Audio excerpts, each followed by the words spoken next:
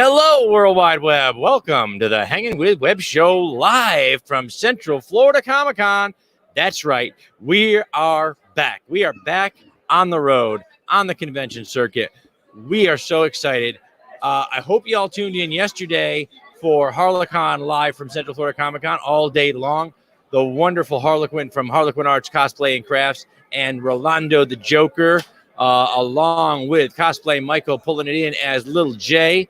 They did a fantastic job here at Central Florida Comic-Con. It is not too late. If you are in the Central Florida area and you're looking for something to do today, Central Florida Comic-Con in Lakeland at the RP Funding Center. Come on by. We are going to be live all day long. We have a special guest coming up for you at 2 p.m. At 2 p.m., we have a call coming in, a transcontinental call coming in to talk about the convention season and all the great things that are going to be happening this year. It's great to be back. It is awesome to be back. All right, you guys, if you're in the chat, please make sure you hit the like and shares, leave a message, say hello. We're going to be live all day long here at Central Florida Comic-Con. We got artists, authors, filmmakers, you name it. They're going to be here in the chat, in the chair, hanging out with us. We've got celebrity guests. We've got cosplayers. We've got everybody. Just after our special, hello, Terry MacGyver, all the way from Ireland. Hello, how are you today, sir? It is good to see you. It is good to be seen. It's good to be at the convention hall today. I'm going to have some coffee. Like, I haven't had enough, right? I'm already a little bit on the wired side. We do hope you saw, and there he is. Alfred Pennyworth is in the house. Yes, we had a blast. It was great to meet you, Alfred. We're so happy to see you in person. And Terry is very well rested. Good, good, good. Anybody who's not already in Facebook jail, make sure you hit those shares. Get them out to these groups, the convention groups, the cosplay groups, all across the World Wide Webs, everywhere, because we are live on the floor of Central Florida Comic-Con. Let me show you guys.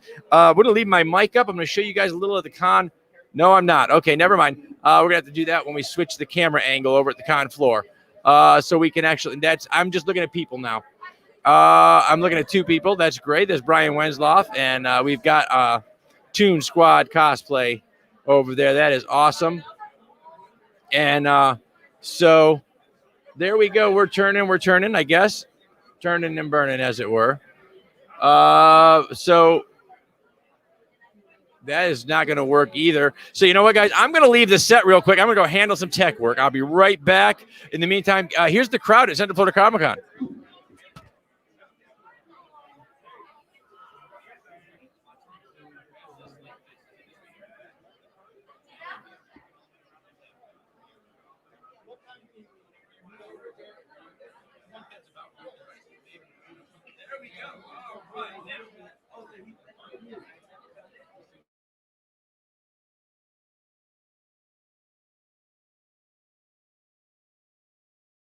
Guys, I'm back. I'm coming to the chair here. All right, there we go.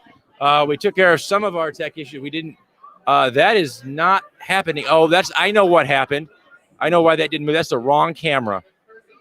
Steven, could you go ahead and choose the right camera? I'm looking at your laptop camera right now. That's great.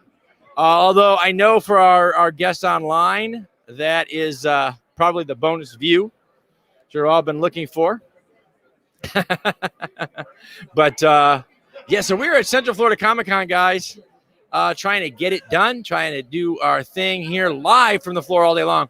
We've got a great lineup of artists and authors. It's a filmmaker. We've got some celebrity guests going to be coming by. At 2 p.m., we have a special guest calling in, just a transcontinental guest call for the convention. And then we'll do some other things. So let's go ahead and let Stephen Pomisher come on. Stephen, come on in, my man. Now, Stephen really held up the end of the temple yesterday, hanging out with Rolando. Yeah. Yes. So I'll tell you what. Tell them a little bit about what Harlequin Live was all about yesterday. Tell them about that a little bit. So Harlequin Live was essentially, it was a con inside of a con. Harlequin teamed up with Central Florida Comic-Con to host their online convention, because while we were under quarantine, we missed conventions. So Harley Quinn Arts and Cosplay got together, decided to, how can we continue doing conventions and still, have this community while we are separated from each other. So they created Harley Con Arts. And so yesterday we teamed up with Central Florida Comic Con to come together to bring the creativeness from the convention to HarleyCon in live, so we can still meet face to face, be together. It's been fantastic. It was fantastic sitting here with Mr. J and just watching and seeing all the different, creative. It was absolutely. So now we had about 80 signups yesterday. So now you are just Johnny on the spot for us, doing everything that can possibly be done, lifting up the heavy things, putting them down, setting. I have many hats when it comes to conventions. That's right. So, and I know after a year and a half, getting your brain ready to come back on the circuit, it must have been daunting. Thinking, oh my gosh, I gotta do what? Yeah, I gotta do what? But it's been absolutely, it has that feeling, that daunting feeling does come upon you. But once you get here and you get to see, just the effort that people have put in, the time this year and a half, they've used this time wisely. Yeah. And it just to see that is absolutely worth. Awesome. Well, I'm going to let you go get back to work because I know you got a lot of things to do. You're going to be setting up the camera and equipment for the cosplay contest later on. So, later on, 2 o'clock. 2 o'clock. Guys, we're going to let my boy go back to work because he's got work to do. Thank you, guys. Thank you for tuning in. All right. Hey, there you go, son. All right. Guys, we are so happy to be back on the convention circuit, be back here. We are at Central Florida Comic Con, live. We're going to go ahead and kick it off here. We're going to bring on our producer and host, co-host rather, of Reels and Heels, who has been here on the floor. So come on in, my man. Have a seat. How are things going? Are you enjoying the convention? I love the convention. Yeah. I mean, yesterday I could barely walk. I mean, it was like San Diego Comic-Con. It was shoulder to shoulder in here. They mushed it all into a small room. Yes. Yeah. Yeah, it was good. It was actually really good start for the day. How, so, I know you came out, you did a smaller convention a couple weeks ago. Yeah. And now we're here at Central Florida Comic-Con and they're packing them in. Yeah. They had good everybody numbers. wanted to leave the house. Yeah, I think they did, and come somewhere where they could celebrate what they love. I mean, everybody's here to celebrate comic books, movies, television, popular culture. Everybody is here to celebrate. The promoter Ben had a wrestling panel yesterday. Fantastic! That is awesome. So you did the comics in the classroom panel with Nicole yesterday. Yeah, that was good. That was really good. We had Nisha from Diversity Geek. Mm-hmm. A lot of stuff I didn't know, that she was talking about. Yeah, well, Nisha knows the neuroscience of it all. She really gets into it, which is really awesome. So I was there with my notebook, and I was like, yeah. What are you looking forward to seeing today? Today, what's on your the artist. Yeah. I didn't have a chance to see a lot of the artists. That's awesome. That's fantastic. I love artwork. Yes, and there's so much here to choose from. Since she's not here, I love Funkos. She says I have a problem, and there's a booth right there. Now, how many of you out there watching the show have a Funko problem? We know it's true. It's a thing. I'm sure there's going to be a Funkos Anonymous someday. Well, Ryan from Isson always tells me that I need help, but then he goes and posts pictures of his Funko collection. That's right. So maybe they're not so anonymous. It's just FunkoAddicts.com.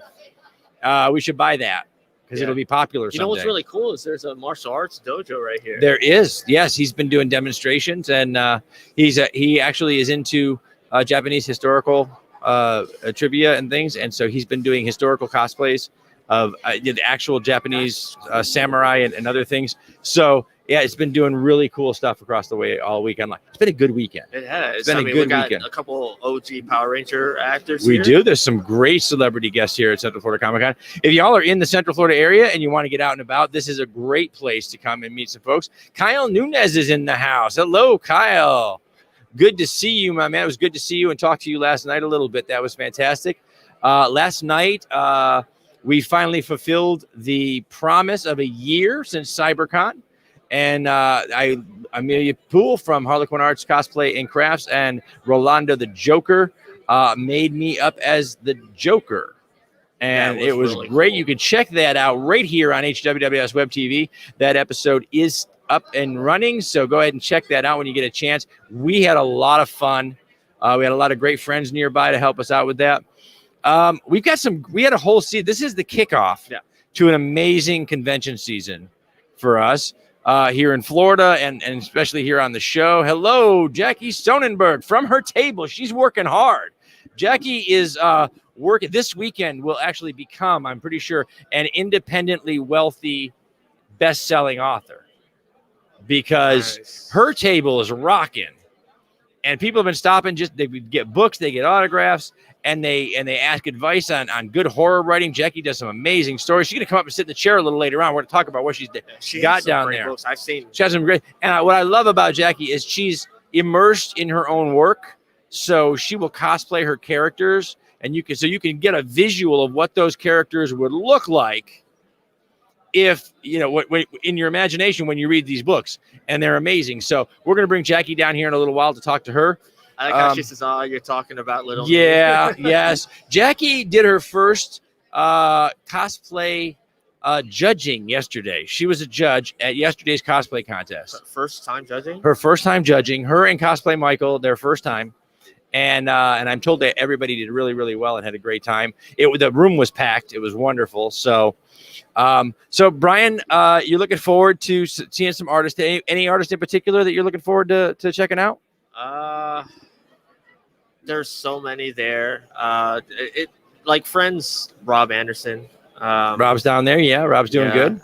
I was looking for Kate Carlton, but I didn't see her. I don't know. I have not had a chance to really work the room or walk the room. So, but Brian, I'm going to let you go out and get some shopping done, my man. Guys, check out Reels and Heels right here on HWWS Web TV every Saturday at 2 to 2:15. Brian and Nicole talking movies, wrestling, television, popular culture of all times. Check out Reels and Heels, guys. Every Saturday between 2 and 2:15. You guys go live, right? All right. And we will see you up the road. We're going to be here all day long, brother. So he'll be back. We'll be back. That's right. All right, Brian, my man, thank you so much. We are going to kick off the day here. They're going to start running the floor and bringing in some guests to hang out with us here. And we're going to enjoy the convention. So please, guys, throughout the day, please go ahead and share and reshare. Make sure you share this with your friends, your family, the people you walk by on the street, the guy who offers to wash your windows. Make sure he's got this video feed streaming live from his phone.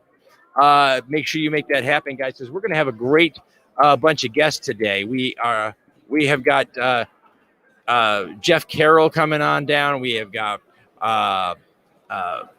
oh my gosh, I don't even know the list. I honestly don't know the list. I know that between the door and the set today, I stopped and talked to 24 different people who were like, we can't wait to get down to the set today. It's been a long time since we've had people in the chair, not doing this digitally, but people in the chair.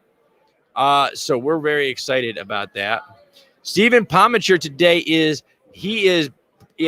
picking up heavy things, putting them down, moving them again. He is running tech equipment. He is running the sign up for the cosplay contest.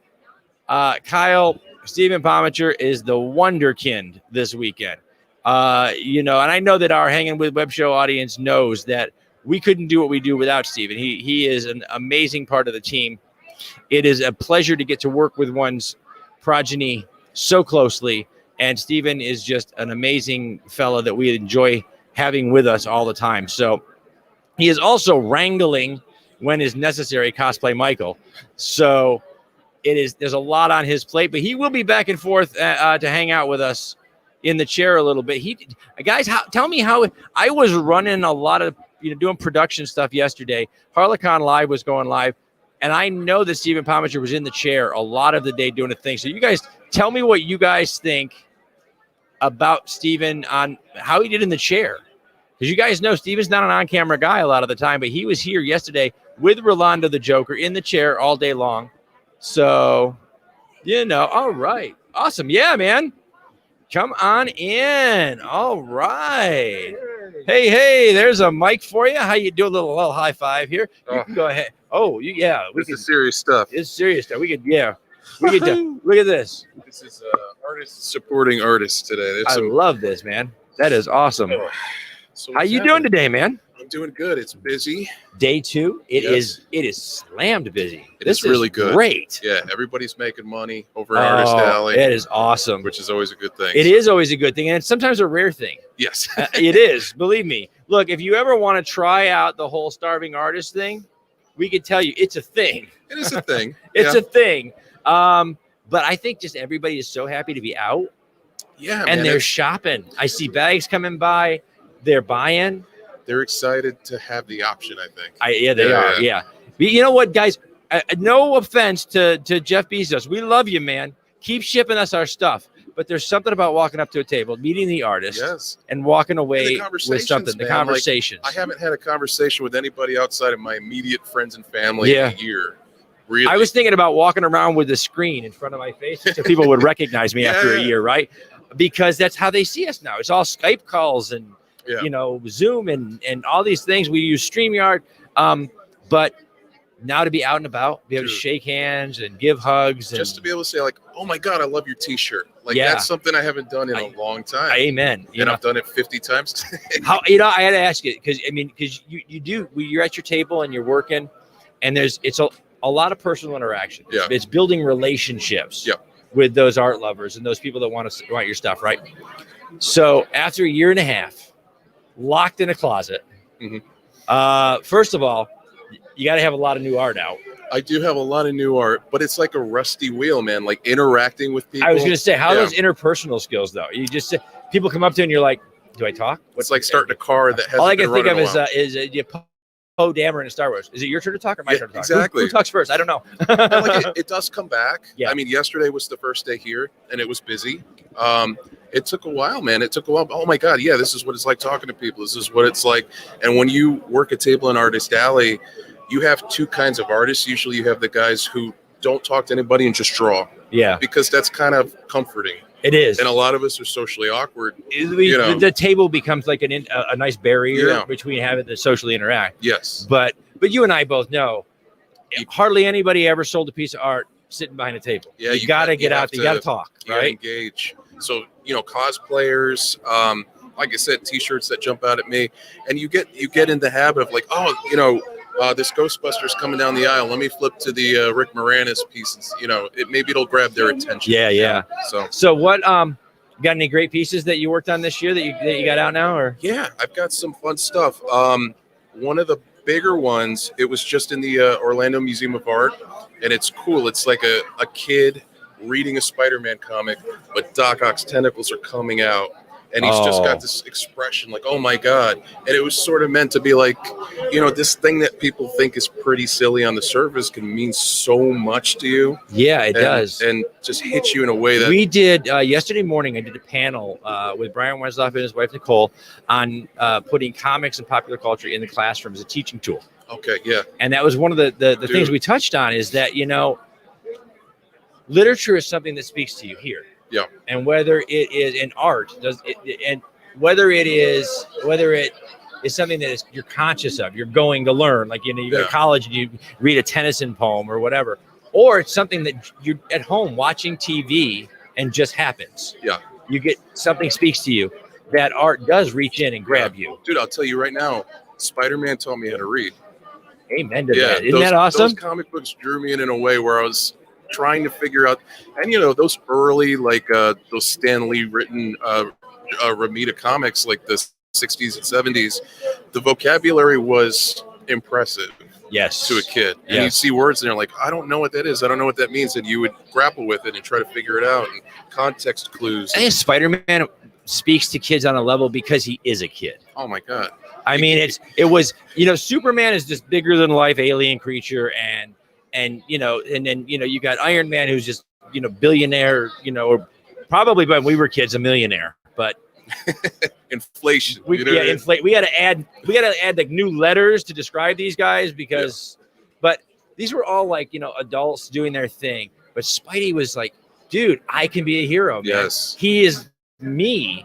And he's like, I think that's what I loved about Marvel growing up. Not that I don't love DC, but you do have that relatability. Peter Parker couldn't find matching socks. He couldn't pay the rent. He had a sick aunt. There was always something, no matter what he did to save the city or save the world, he had to deal with he had to come home and problems, then, and so when you're doing a piece, mm-hmm. do you have it all planned out in your head, man? Or are you sometimes rough idea, or just let the paper speak? Sometimes it's just, whatever comes out, out. Let the paper talk to you a little bit. Yeah. They asked the sculptors one time how they chisel away at it, and they said no, it's in the rock already. Yeah, I'm just looking for it. And I think sometimes for you guys, it's on the page, it's under the surface of the page, and you're trying to find it. Yeah, it's the same thing with music too. Like, you have a thought and you do your best to get that on the paper, and sometimes you fail at it. Sometimes you look at what you've done and you're like, that's not what I was trying to. But there are happy accidents, like Bob Ross used to say, and you discover a new path. You're like, okay, I like where this is going, and you end up with something that you didn't plan. Which is fun. Didn't even know was in your head. Yeah. See, that's the great thing about being an artist of any kind. If you're on film or if you're typing away at your keyboard or doing art, is that when crazy stuff happens, you have an excuse. You're an artist. All your friends, when that happens to them, they get locked up. And you're like, no, I'm an artist. Yeah. Oh, yeah. Okay. You're a special case. I'm going to use that next time. That's right. So, and the con's going good. It's good. Yeah. It's nice and busy. I mean, there's a lot of traffic. I know we all got emails this morning from Ben saying, wow. Yeah. He was so surprised that everything kicked off with such a big bang. Yeah, man. I'm so happy with the turnout, and everybody around, Artist Alley, everybody's making contacts and money, and, like you said, that doesn't always happen. It doesn't. It doesn't. We've gone to shows, guys, where we've sat where it's like, I can't get artists in the chair because they're afraid to leave their tables because they haven't had a customer all weekend, and they just, that one guy, I don't want to miss that guy. Yeah. He might be my only guy this weekend. So it is really great when you don't have to worry about all that. Yeah. This crowd is awesome. They're motivated. They definitely are. The cosplays around here are just, you could tell our cosplay community here on the convention circuit has had a year, and they have spent it well. Yes. I'm looking around. I'm amazed, man. And even sitting at the table, a lot of my time spent is, hey, can I take your picture real quick? Please, thank you. I love it, man. You'll have subjects for like the next 2 years. Oh my gosh. To be like, wow, I got to figure out how to get that on paper, it's right? Incredible, man. That is awesome. So what's coming up the pike for you? Where are you going to be? Where can people find you? The next convention I have is not until August because there was some trepidation. Like, we didn't really know how it was going to go. This is sort of an experiment. It really is. It really. I have to say I'm so proud of our state. I really am. Yeah. I wasn't early on. I mean, we had the dumbest kids on planet Earth descend upon Florida a month after the month after the pandemic started. Yeah. Like, spring breaker was like, let's go to Florida and make everybody sick. Yeah. Don't do that, by the way. Stay away. But we let them in anyway. And but when it came to the vaccinations, when the vaccinations came out, we did such a fantastic job of getting them off the truck and into folks. Yes. So I was watching the news before we came over this weekend, just to kind of trepidation, I'm about to go and meet 5,000 of my closest friends, and I want to make sure I'm not going to get the plague. Exactly. So I'm checking the news. 60+% of the state of Florida. We all vaccinated. Had the sore arm for a day or two, and then I'm a little older, so I got a sore arm, and then like a case of like a cold. Okay, yeah. So like a really crazy bad, I hated cold. Yes. But it lasted for like 24 hours. Yeah. I mean, it wasn't like a small price to pay. It was a small price to pay. And then And now we're here. 60% of Yes. us are vaccinated. I love the fact that the facility and the convention organizer still handing out some masks. Yes. People aren't comfortable. They can go ahead and mask up, which is great. And then, a lot of our cosplayers, they built the mask. And you've seen some of these, they built them right into their cosplays. I mean, the Winter Soldier is the perfect. Yeah, absolutely. It's awesome. And he's now got like your mask. He's got like the thing inside of it to make sure. Absolutely. Filters and everything. It's fantastic. So, hello, everybody. Oh, look at that. All right, so Eric, man, thank you for hanging out with us. We're going to move on for the rest of the day. Send people my way. I want to talk to people today. I haven't talked to people in a year. Let's do this. All right, guys, fantastic. Sage, would you throw Eric's socials and stuff up when you get a chance? That'd be awesome.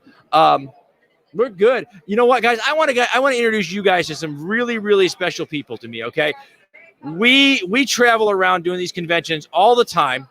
And we've been from hotel to hotel to hotel, Airbnbs and everything else. I've never met nicer people. These are our hosts, or this is one of our hosts from our Airbnb. This is Miss Melinda.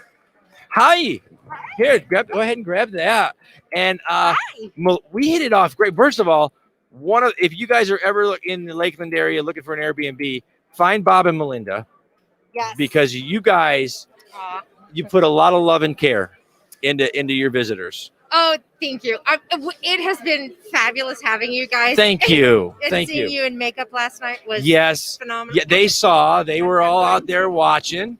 And but the guys, best chocolate chip banana bread you're ever going to get. You Melinda, it's in the Airbnb. It's like that extra service. You're never going to get that anywhere. Well, you might, but you get it with Bob and Melinda for sure.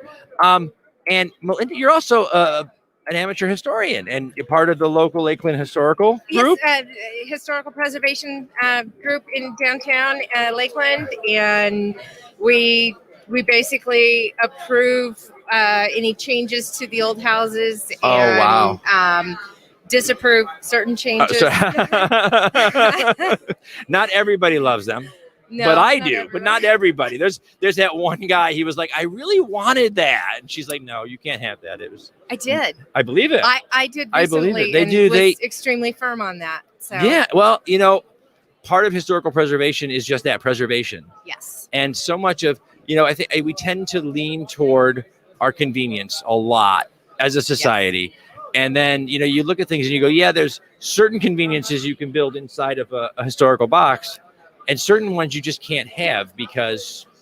And the rules are interesting. Like if you do an add-on, it can't really be, mostly can't be to the front of the house. Mm-hmm. But stuff on the back of the house where it's not visible from the street is a little more acceptable. But when you do an add-on, you have to actually make the add-on not look exact duplicate to the rest, like so it could be told, right? So you can tell the age difference. So our house right next to where you're sitting, yes, you'll notice that the boards on the side are a little bit wider for the back section, which I think was built probably in the 50s. Wow. Yeah. Whereas the front section has a little bit smaller board to it. Now, so last night you came by and you gave a tour of all the different things, the features in the house, right? Yes. Where do you find the historically accurate or pieces that you think are going to go with that particular place? In the garage. She keeps things forever. I saw the garage, guys. She might have thrown something out, but not recently. No, ever. No. The garage is Hoarder Haven. No, wait, that's my back apartment at my house. Hoarder Haven. Oh, wait. What's the craft room? That's Hoarder Haven. Okay, because Bob pointed to the back of the house and he goes, and that's all he did. No, that's I've got an entire dresser of beads and beadwork. Beads and beadwork. Yes. Wow. And that's like 5 or 6 drawers of bead stuff, all in either little baby jars, or that I flip them upside down and set them in the drawer so I can actually open the drawer and see what's all there. I've got stuff to hand make soap. In fact, if you look in your bathrooms, the purple or blue and pink soaps. Yes. Those I actually handmade. Oh, wow. So, feel free to take those, by the way. There's sewing. You're going to have to check the girls' mask. bags on the way out because they're just oohing and eyeing everywhere. And I'm like, hey. Wow. So you came over to Comic-Con. Yes, we did. Wow. My daughter couldn't make it, and so we were like, "Oh, we got to come check this out." So, What do you think? This is a little crazy. It's totally nuts, and I love it. I was just say all that beadwork and stuff like that. You'll find all the people here. They love that, and they know what to do with it. There was a person up front that had a dress that had the ribbons that were woven in the front part, and then it had roses down the side. I was totally oohing and eyeing over that. Yes, so. This is incredible stuff here. At 2:00, if you guys are still wandering around, there's a cosplay contest across the hall, and they're signing up for it here. But some of the costumes that I've seen just come up to the table to sign up. Unbelievable. Oh wow. Unbelievable. And most of this stuff is all homemade. Yeah. So you'll find a handful of people that go online and they buy stuff or whatever. We have a great big Pikachu guy over here. Yep. But most of the stuff that you'll see is these guys do it all at home. I'm actually looking to see friends of mine who they had me make their wedding cake just last weekend. Oh wow. They do the cosplay stuff, and I have a sewing machine that has a 5/8 horsepower motor to it.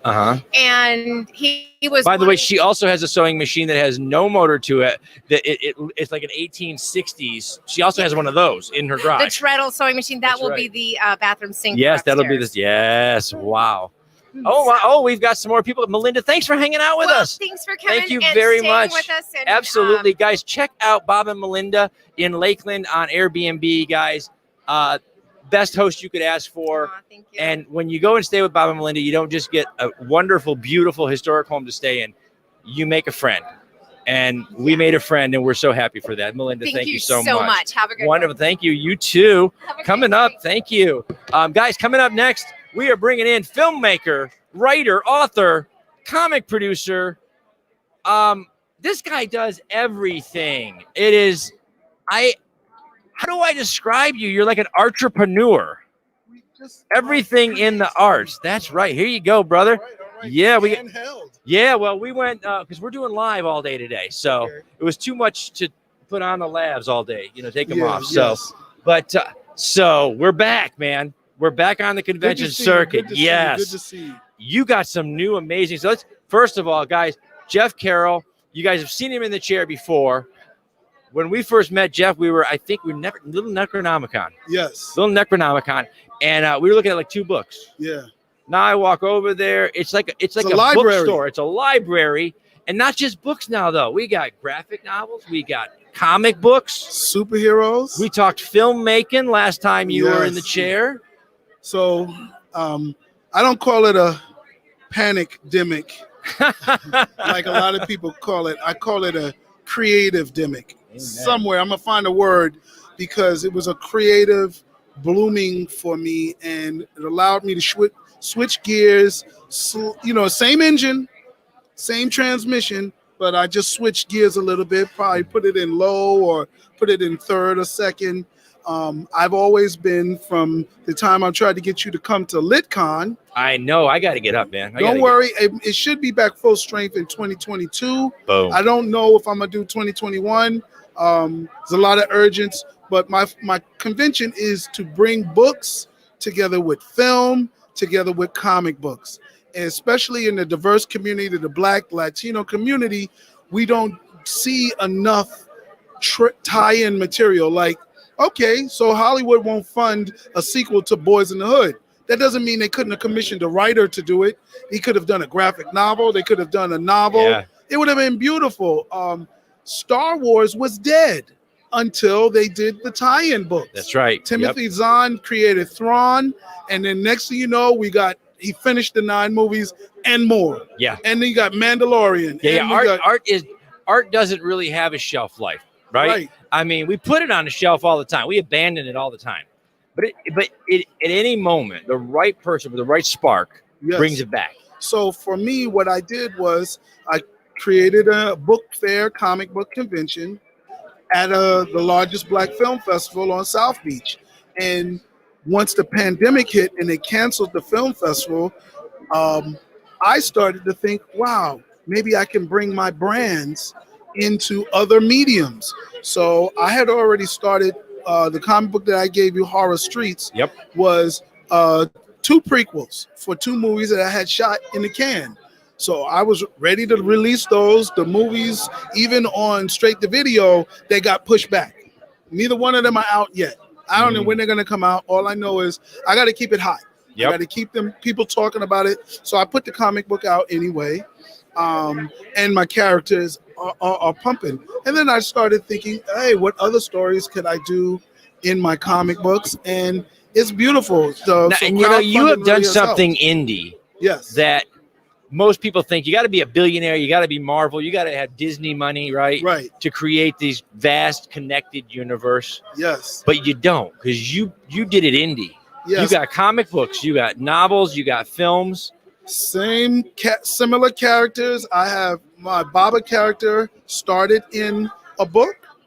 Then I made it into a movie, and then I made it into a comic book. Wow. And he then went back into another movie.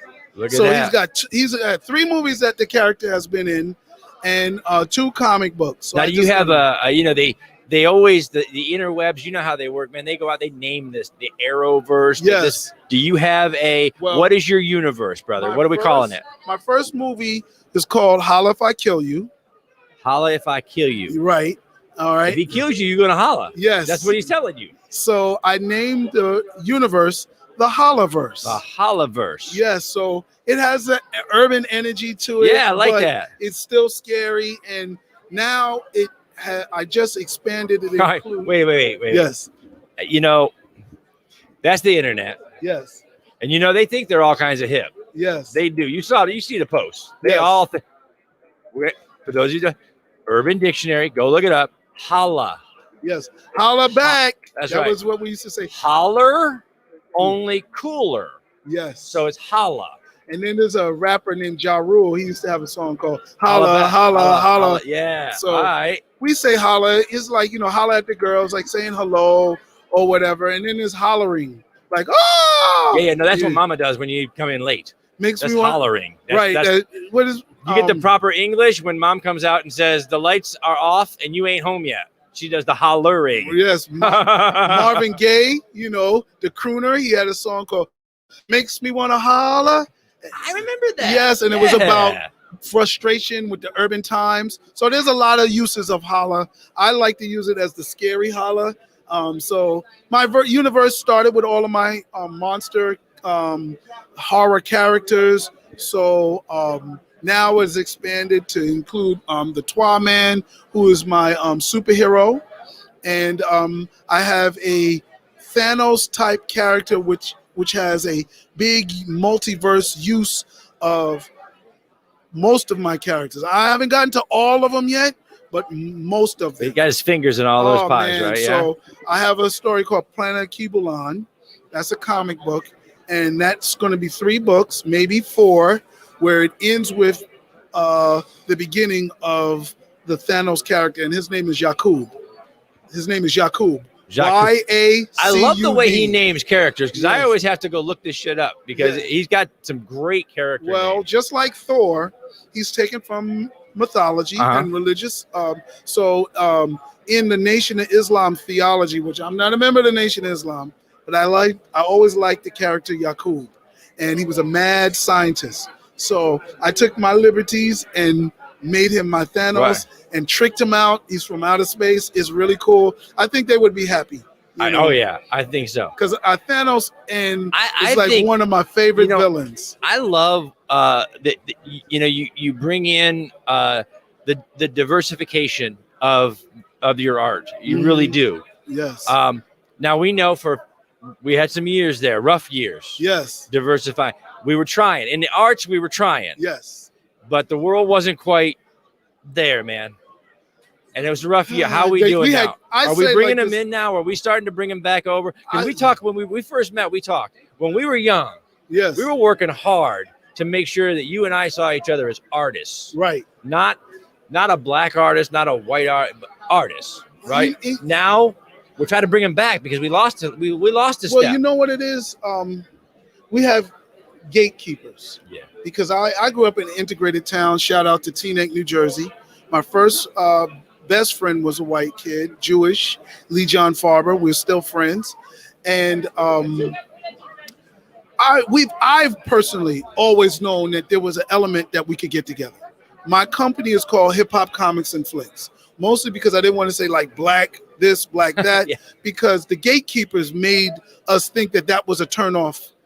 Yeah. thing. Like And being right. who you are was not what they wanted, or Right, somebody or else that would was want. some way saying, oh, it's a black sci-fi story. That means we can't read it. No. So I'm from the New York area. We have two philosophies. There's the melting pot, which I don't like, and there's the salad bowl. I like that Salad one. bowl is where the lettuce is crispy, the tomatoes are sweet, the carrots taste, you have sauce. All of those flavors are authentic to themselves, Yeah. but yet made a beautiful dish. Yes. I want my Chinese friends, Chinese Americans, to know their culture. I don't want them to talk like they're from the valley, like, oh my God, that's confusing. I want you just blew my mind just thinking, no, I got to get that out of my head now. right. So I'm I'm sitting here thinking my boy Ming Chen over there Yes. talking like he's from like, And then- There's nothing wrong with being born in America and knowing Yeah. that, but know your culture, right? Yes. So I do want you to know me as a black person or African American or as an African in America, right? And I think that's beautiful, but that doesn't mean you shouldn't be open to it, because I watch kung fu movies, right? Amen to that. And ain't no white people in it, ain't no African people in it. But guess what? I still love Wu-Tang Clan. I love all of those Shaw Brothers movies, Mhm. and they didn't have any diversity. So for me to write a story with all black people, that doesn't mean other people can't enjoy it. No, and Now- we live in a place that's wonderful when it works. Right. We live in a place where there are 200, 400 very unique and distinct homogenous cultures around the world. Yep. There are places in Asia where all the people are Asian. Yes. Places in Europe where all the people are white. Places throughout Africa where all the people are black. But we live here in this place That is a mix. that we were able to put that salad bowl together, and we can be what we are and still be who we are. And so that's how at least how I have my science fiction. Actually, I want to get even more black in the sense in my writing, because science fiction got stale for a little while. We started catching up to our speculation. We got cell phones. We had travel. We've been able to see with telescopes what these planets are like. So the days before Hinland, the Asimov days, those are not so much speculative anymore. So we had to think of something different. So we can't think past the universe. So now what do? We think of the universe from different perspectives. So now we want to watch The Wandering Earth. We want to read what they have coming out of Africa, what African Americans speculate, Native American space speculation. You understand what I'm saying? So it's not just the dominated culture's speculation. We want to see variety. We're going sideways. So I need to write. I need to Absolutely. write Yeah, what man. space will be like. So my stories take place in space. Well, because no matter where we go, we take us Yes. there. Yep. So if y'all think whatever neighborhood you're in, y'all think that relations between different races Right. or ethnicities or nationalities, you think that is something here. Imagine that we put Jeff and me and Ming and a bunch of other people in a spacecraft sent us to Mars. We're bringing it with us. Yep. And so seeing those perspectives, each perspective on that journey is everybody's going to have a different way of looking at it. And then also to make it digestible, right? One of the things that Star Wars used, or Star Trek used before Star Wars, was humanoid species in other planets. Then let's see the universe as a reflection of what we are here on Earth. So we need to see India. We Yep. need to see Africa, African Americans, Central and South Americans there. One of my first science fiction books, Welcome to Boss Lady's Planet, I had Earth terraform 9 planets, and they gave each continent their own planet. So they re-diversified. So now instead of just being Africa on Earth, right, we had an Africa planet. we had an India and we planet. got an India We planet. had a South America planet, a Europe planet. And it was beautiful because we don't see Earth's diversity. When we see Star Wars, it's white to humans, a fish person, a Sasquatch. It's true. And we don't know where the heck Lando came from. There's no African planet. Where's Mace True. Windu? You know, do they need a black planet, or is that an anti-planet? You know, is it like yeah, I see. Is it like Public Enemy said? Is it a fear of the black planet?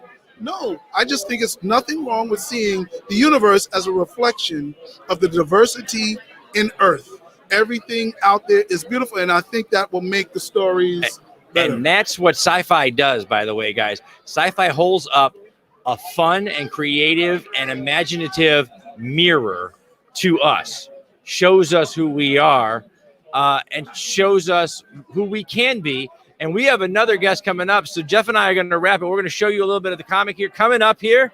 The next Kickstarter is Fingernails. Fingernails. Oh, there it is. She's got the fingers going.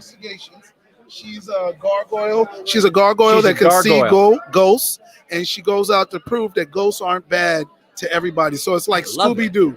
And I have a board game with it and a coloring book. Saw that, guys. You got it. If you guys are at Central Florida Comic Con, if you're going to Central Florida Comic Con, stop by and see Jeff. If not, check him out online. Sage, you got those links? You can throw them up when you get a chance. And for Jeff Carroll's work. Yep. And there it is. The website is Hip Hop Comics and Flicks for my comic books, and my books are available on Amazon. Awesome. So man. thank you very much, Jeff. Thanks for coming over, brother. Yeah, let's see each other before the apocalypse. I hope so. The next apocalypse might be worse than this one. Oh, I hope not. I hope not. I can't be in my house for another year. Jeff, man, thank you so much for coming over. Guys, we're having a great time. We're at Central Florida Comic Con live all day long. And oh my Lord, here she comes. Ladies and gentlemen, welcome to the chair, the one and only author, cosplayer, creator, Jackie Sonnenberg. Come on in. She brought books. I love it. Hey there. Yeah, it's pretty safe. Besides, you know, since we've been in the same place for the first time in a year and a half, we've been hugging and hanging out. If there's another plague, we're all dead anyway. So. Yes, we are, but we're all dead inside, Garrett. Isn't that true? It is true. It is true. And if you're not, then you need to read Jackie's books, because she's gonna kill a part of your, soul. But in a good way. You're going to enjoy it. Oh, it's always in a good way. Thank you. Oh, always. It's always a good thing. So what do we got here? What do we? Okay. Oh my gosh. All right. So I'm here and I am selling copies of all of my books. So just kind of starting chronologically here. Last time I was here with you guys, I was here as my ghost character from this book, My Soul to Keep. And today I'm actually dressed as something simple, a cult member from My Soul to Keep. A cult member. Something simple. Simple. Very simple. So this is the paranormal book. And then I've also got... That's a good read, by the way. I've actually read that one. That I like. And I've also got the Lamb is Sure to Go. So this is the one where I'm rolling around a giant lamb prop. This is If Mary Had a Little Lamb meets The Omen. So it's a little bit dark and ominous. Mary met a little lamb and slaughtered it.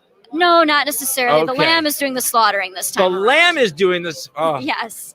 And then this is my newest one, newer one. This came out in 2020. I don't know if you could see it.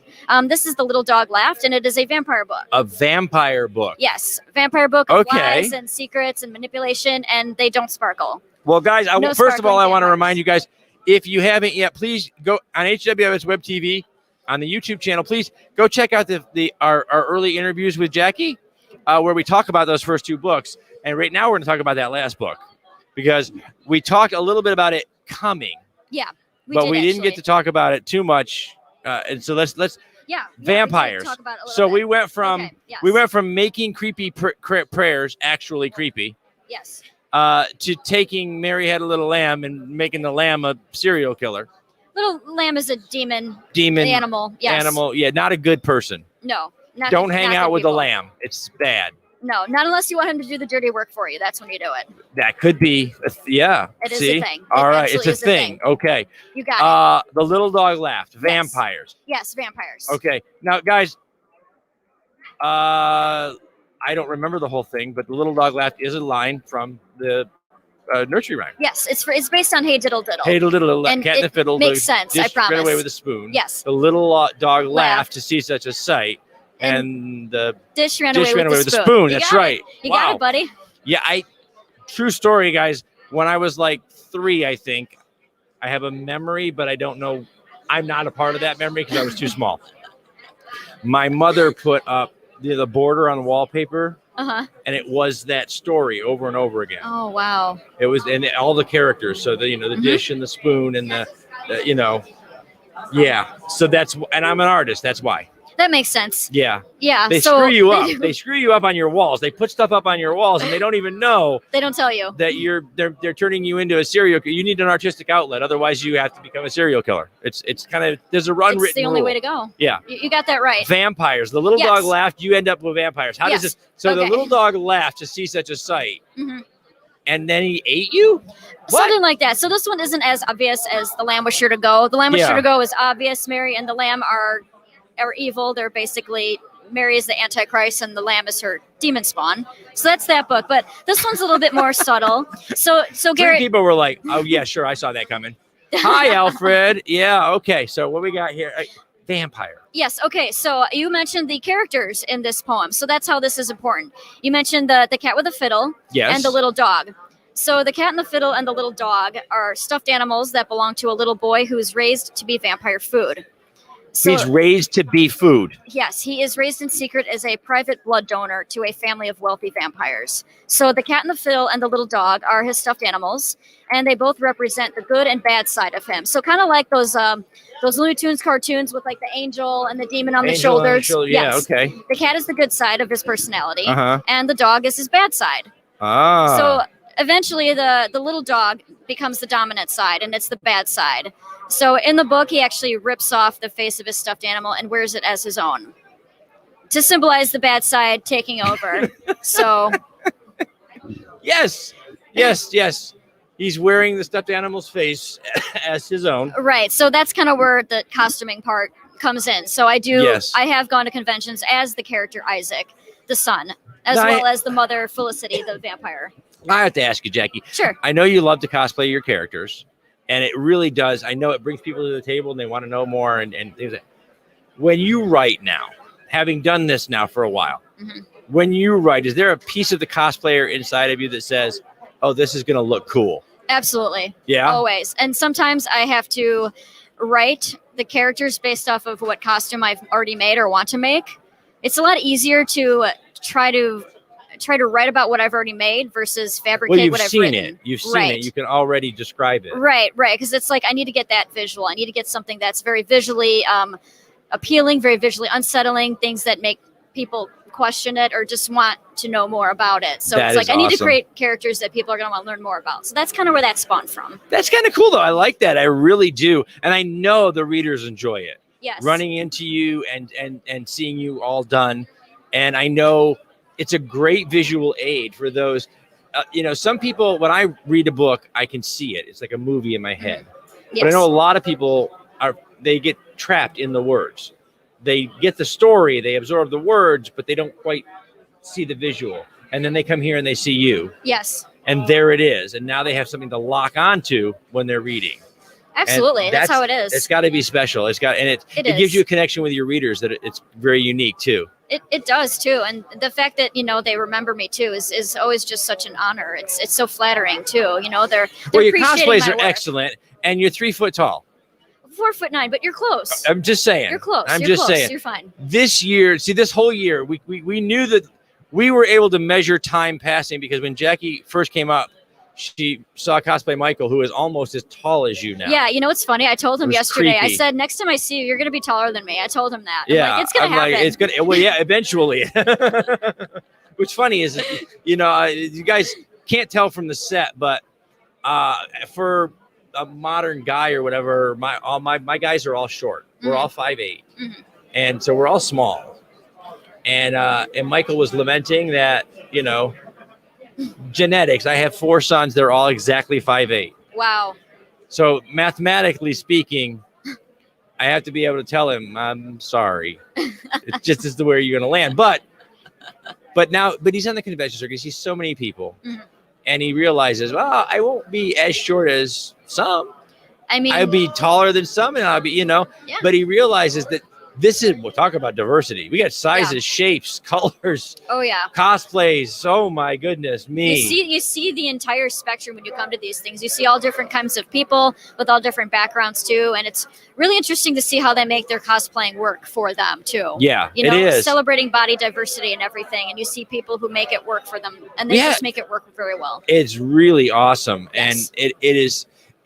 Now, yesterday we were you judged your first ever cosplay contest.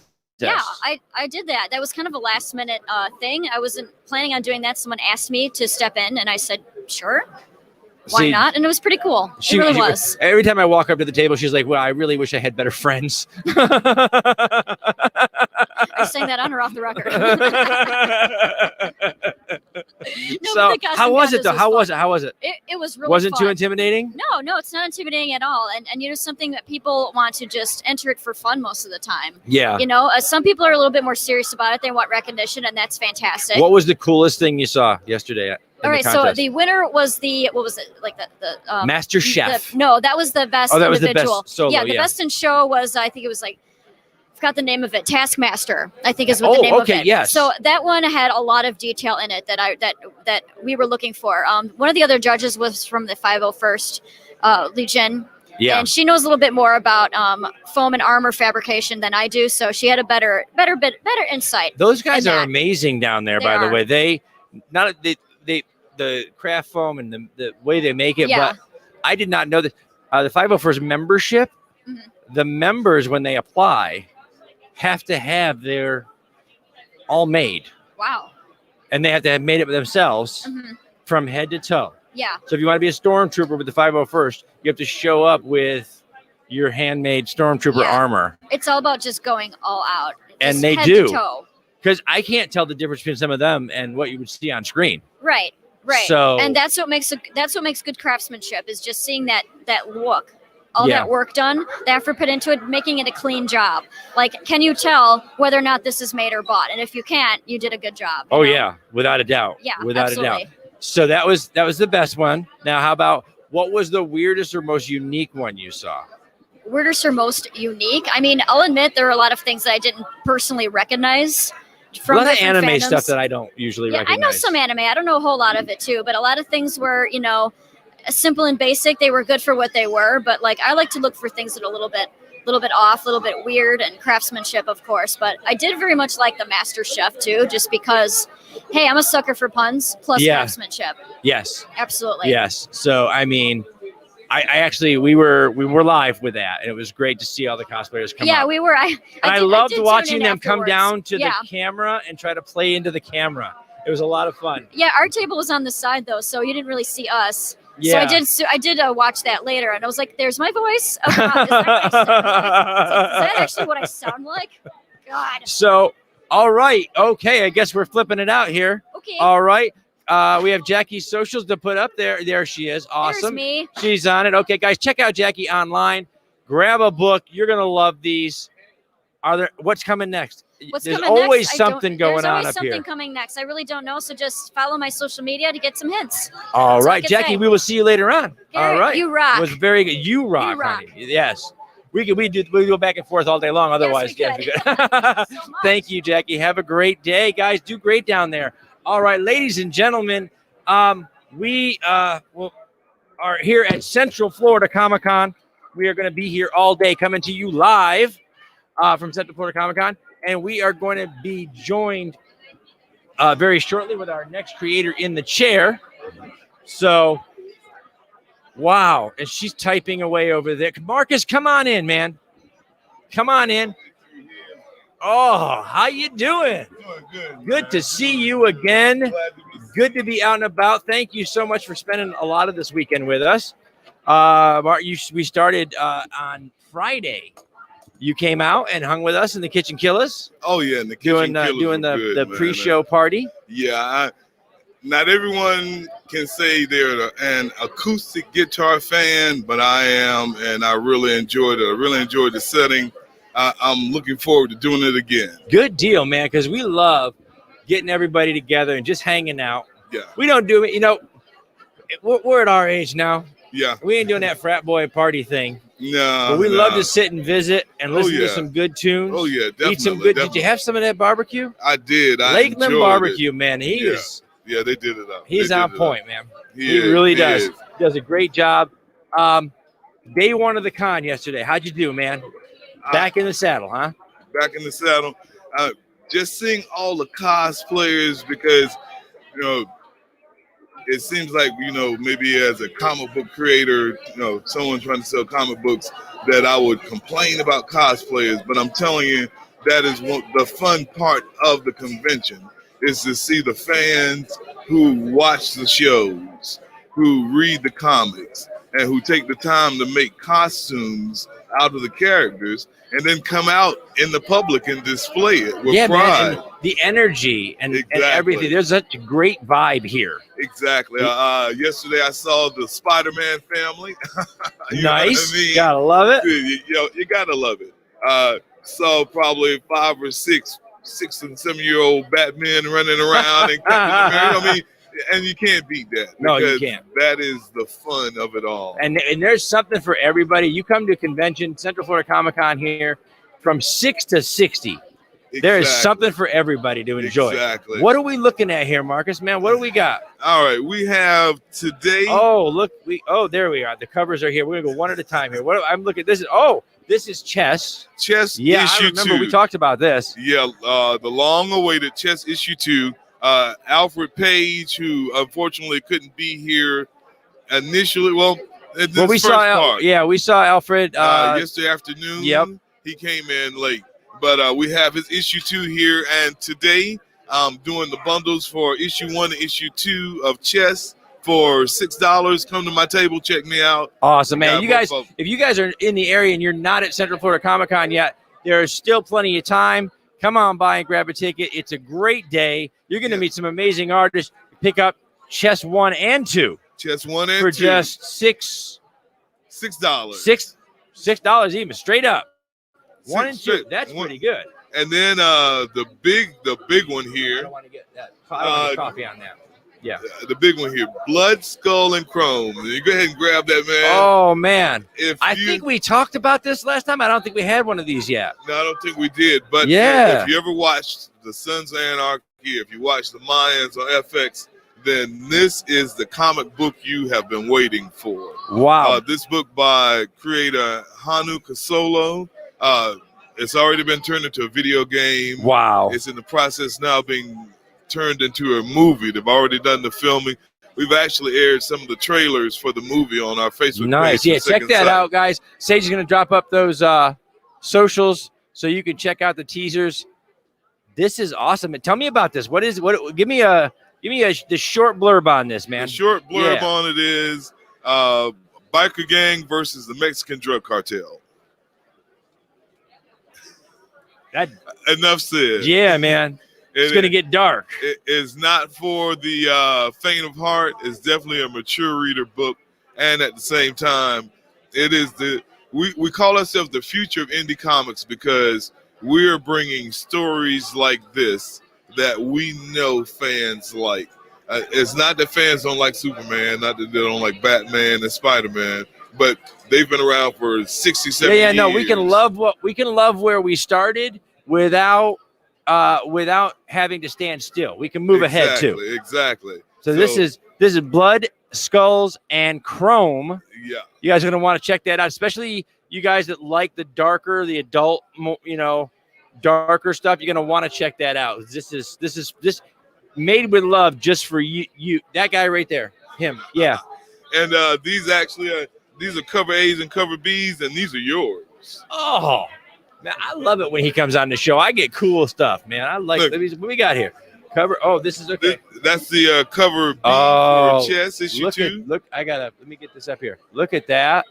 That's Chess issue 2. Chess issue 2. All right. Look at that. And then we have the cover B for the Blood, Skull, and Chrome. I love the costume designs on these, man. Well, they have some great. So much of the time, and when I got you on here, because you and me, we talked about this a lot on camera and in person. Okay, so much of the time, a lot of what we do as creators is we're inspired by the guys that came before us. Right. Now, there's being inspired, and then there's just dead knocking it off. Right. And some people do that, but I love what you do. You get your inspiration and you get your team together and you guys come up with entirely unique looks. Right. And then like with the unique thing about the chess is Alfred Page, who is the writer and creator, Alfred was a big Image comic fans from back in the day. Wildcats, Backlash, Stormwatch. So being a big fan of those guys, when he started creating comic books, that was the energy that he brought.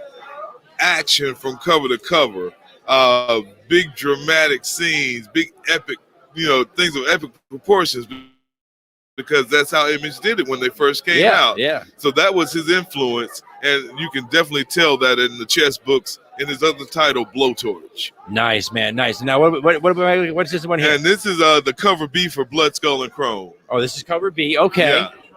Oh, wow, man. These are some rugged-looking dudes. Oh, man. These are not dudes you want to run into just in the parking lot. The book reads like a movie. Wow. So when you're reading and you're turning those pages. Take a look at these. Yeah, take a look at some of this artwork in here. And be careful, there's some adult stuff in there. We got to stay Facebook happy here. All right, here we go. So we did every panel. It's like a storyboard, like you said. Yeah. Every panel unfolding across. We're gonna put that up there, like a movie, and the art is great. The stories are wonderful. And again, this one, that you got to have. You're looking for your grit here. Yeah, exactly. This is where you're at. If you're Sons of Anarchy fans, yeah, definitely the Sons of Anarchy, the Mayans. There you go. Yep. If you enjoy the open road type stories from bicycle gangs, then this is definitely the book for you. That is awesome, man. So we're back on convention floor. Back on the convention floor. And you got new books out. Definitely. You got films you're working with, getting your stories adapted to. Yeah, we actually have 2 books. Bradley Golden's Leave on the Light series been optioned and had been filming before the pandemic hit, and that kind of put a halt on things. But we're hoping the production of that picks back up. Now, we met what, 3-4 years ago? Yep. And you were just diving in. Just coming in. Did you ever think, 3 years ago when we met, we talked about some of those first titles. Did you ever think this is where you were going? Did this was going to be this way? Yes. Yes, that's right. Because Marcus is a confident man, and he knows. I remember we did an interview on set. I think this was last year here at the Lakeland Con. Yes, and I was telling you then that I was hungry. I'm hungry for the industry. I'm hungry to get these books out. Hungry to get my stuff out. Hungry to get other people's stuff out. Like I said, with Alfred Page, he and I have been doing the cons for years. And a couple of years ago, we were in South Beach and we did a con. And I told him then, you know what, man, I'm going to open up a publishing house and I'm going to publish your book because I love it. So, 2 years in the making, and here it is, manifested with Second Sight Publishing and Bradley Golden. And it's awesome. And it's y'all are awesome. Doing great. And look, I have to give my thanks to you because I tell people, look, Garrett called me over. He said, look, man, I know you don't have a comic, but you sound like an interesting guy. Come onto my set and let's talk. And you've been doing that with me for the last, as you said, 3 or 4 years. And even yesterday, we talk about day one, and we talk about the event Friday night. Because you invited me to the event, I was able to talk to people, get interviewed, and enjoy the Kitchen Killers. I had someone come to me and say, hey, I saw you last night on that broadcast. I liked everything that I heard you talking about your company, and I'm here to support you and buy some of your books. Oh, man, that is awesome. That is awesome. Billy Floyd and the Commodore, if you're out there somewhere, Kitchen Killer Show live at 9:05 Friday night, brought a new reader, and a new fan right up to Marcus Roberts' table. Right up to my table. They said specifically, I saw you with the Kitchen Killers. So guess what? You all are going to be my new theme band. We got to work on a little James Brown. There you go. A little acoustic soul, but hey, you all going to be my new theme band. Billy, I'll tell you what, you got to sit down with Billy one of these days. Billy got a lot of soul for a white boy. Does he? Yeah, he does. Well, you know what? He and I have to get there. He got those pipes. I don't know how they work, because you and I, we just sit here talking like a bunch of old men. But You're trying not Billy to get let that smoker's coffee. Billy let it come out, and it just It beautiful. was awesome. So It was awesome. awesome, I man. really enjoyed myself. I really enjoyed the music.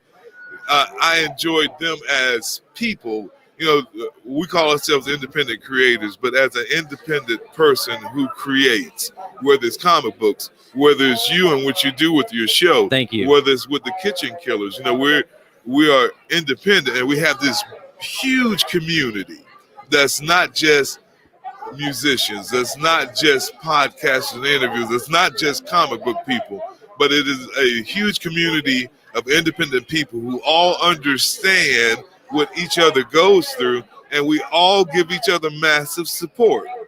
And that's why we exist, guys. This community is nothing if not supportive and generous. Exactly. And it is a pleasure and a privilege to be here with Marcus and to be here with all of our creative energy and all of our friends. Oh, definitely. And it is so good to be back. It is. We are back in business, my friend. I sat home last year and practiced doing cons. Like, good morning, how are you doing? Good morning, you're enjoying the show? Because I missed it so much. I miss interacting with people. I miss seeing people.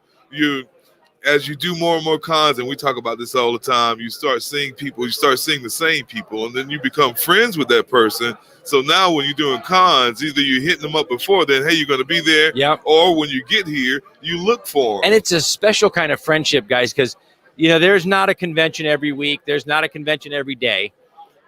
We see each other maybe 3-4 times a year. Exactly. But it's like no time passes in that when we get to do it, because the friendships you make, the connections you make here, is not based on got to go to work every day. It's not based on got to see you at school. Right. We're all connected through what we love. Exactly. Creating and entertaining people, giving them a moment of enjoyment, and that gives us enjoyment. Exactly. I mean, I had a kid come up yesterday. He was looking at the books, admiring the horror stuff. I told him, you know, this stuff isn't age appropriate, but I had a book for him.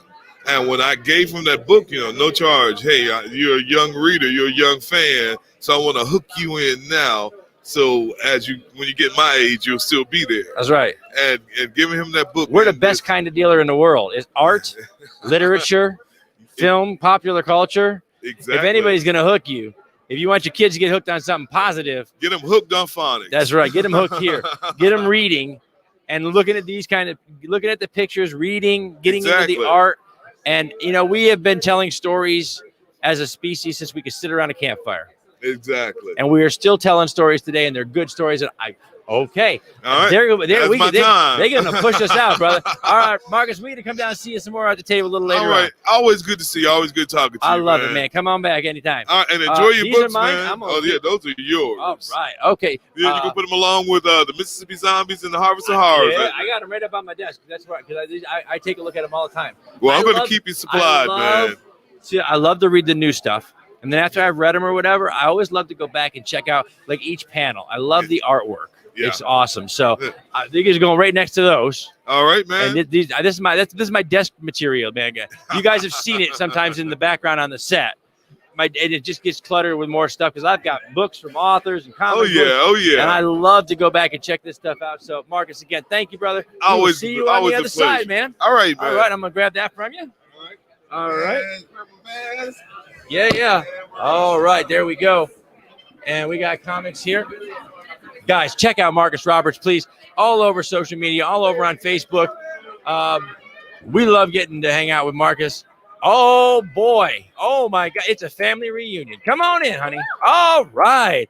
I'm going to give those off camera there. We have microphones this time. Yeah. Fancy. Yeah. And we are appropriately distant if you want to show the world what you look like. Because you're I don't beautiful. know if the world wants to see. No, I'm just kidding.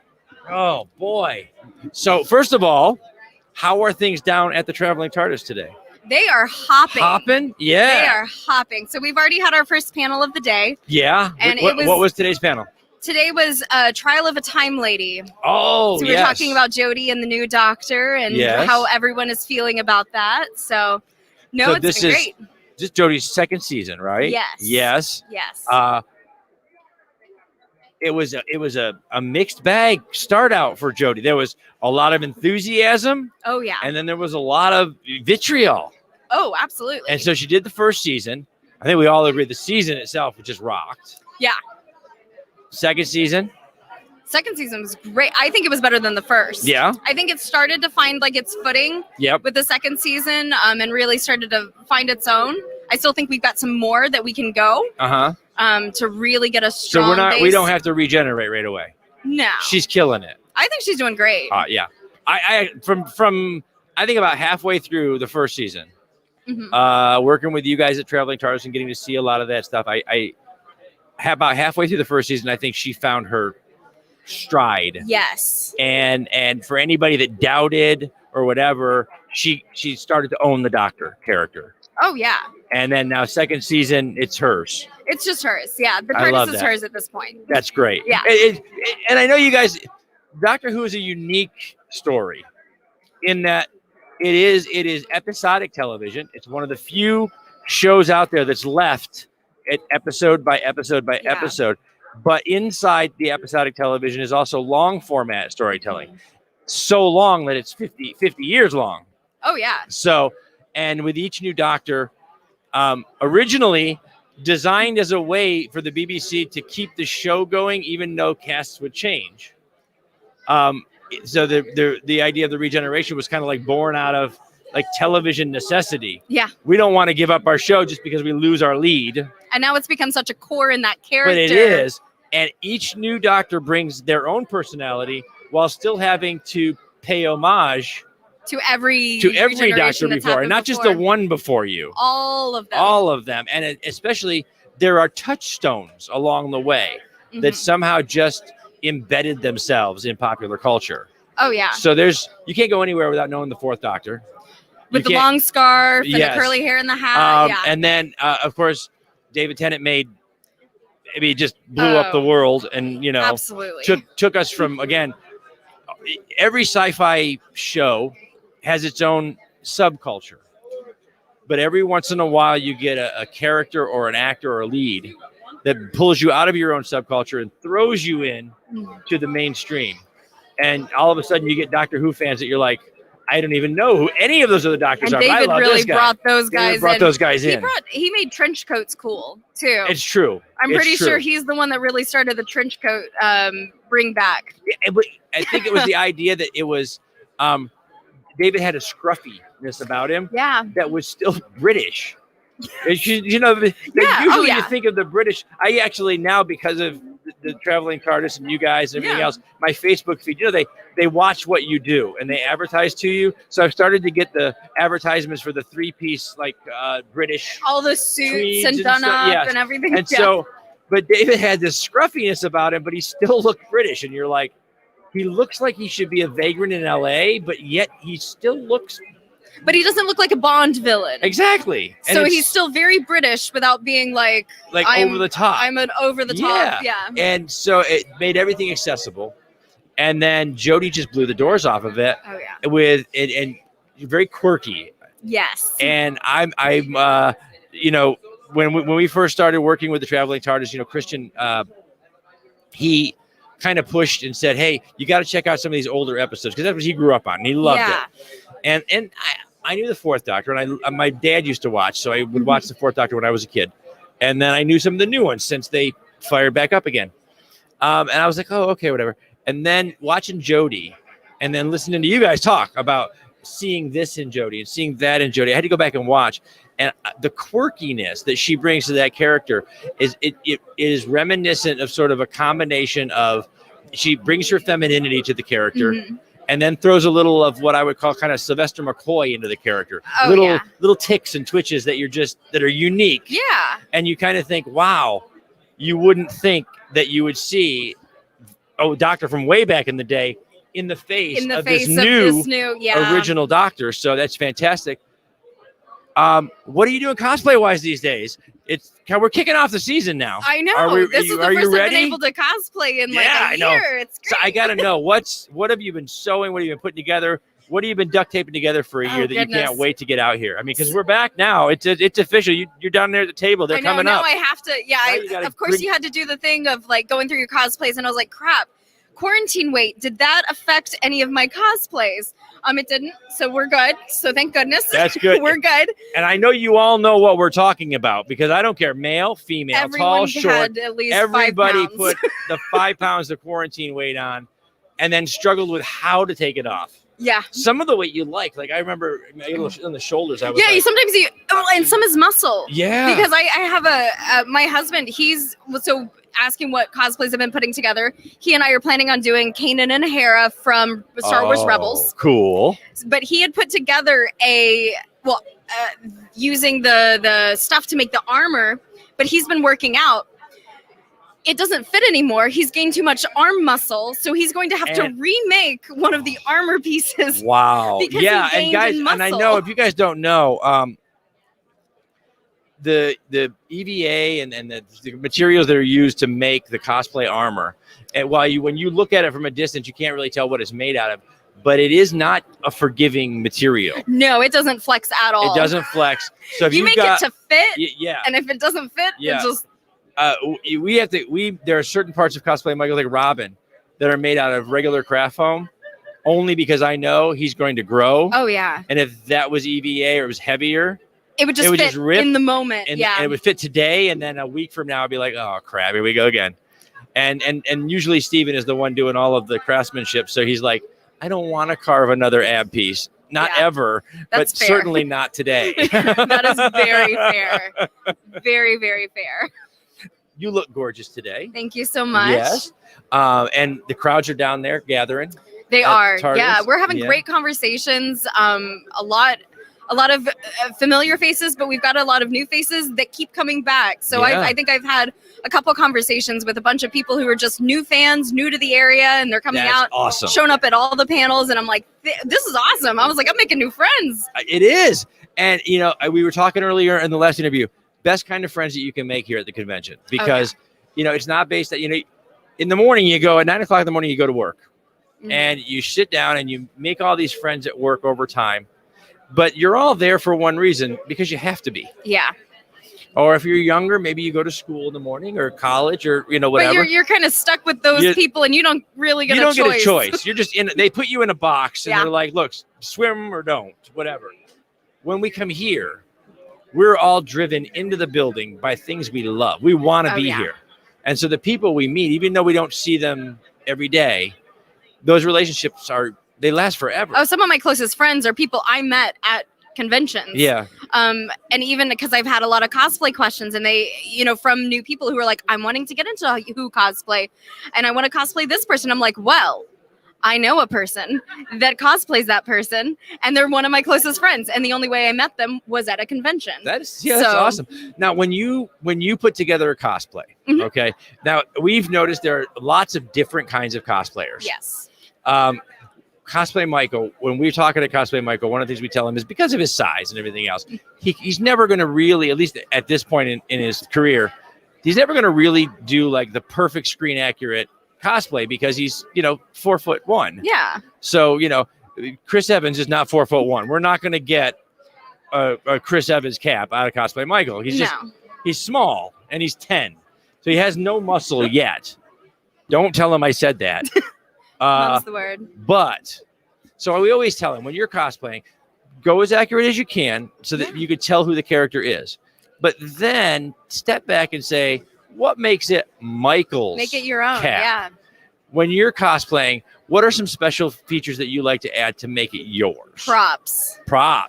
I love me a good prop, and which is ironic. The one I'm wearing right now, I don't get any props. You don't get any props, which is rubbish. Sometimes I'll have a banana. Well, remind everybody who you are. Oh, so I'm doing a River Song or Melody. I guess I'm Melody at this point, but from Doctor Who, the episode "Let's Kill Hitler."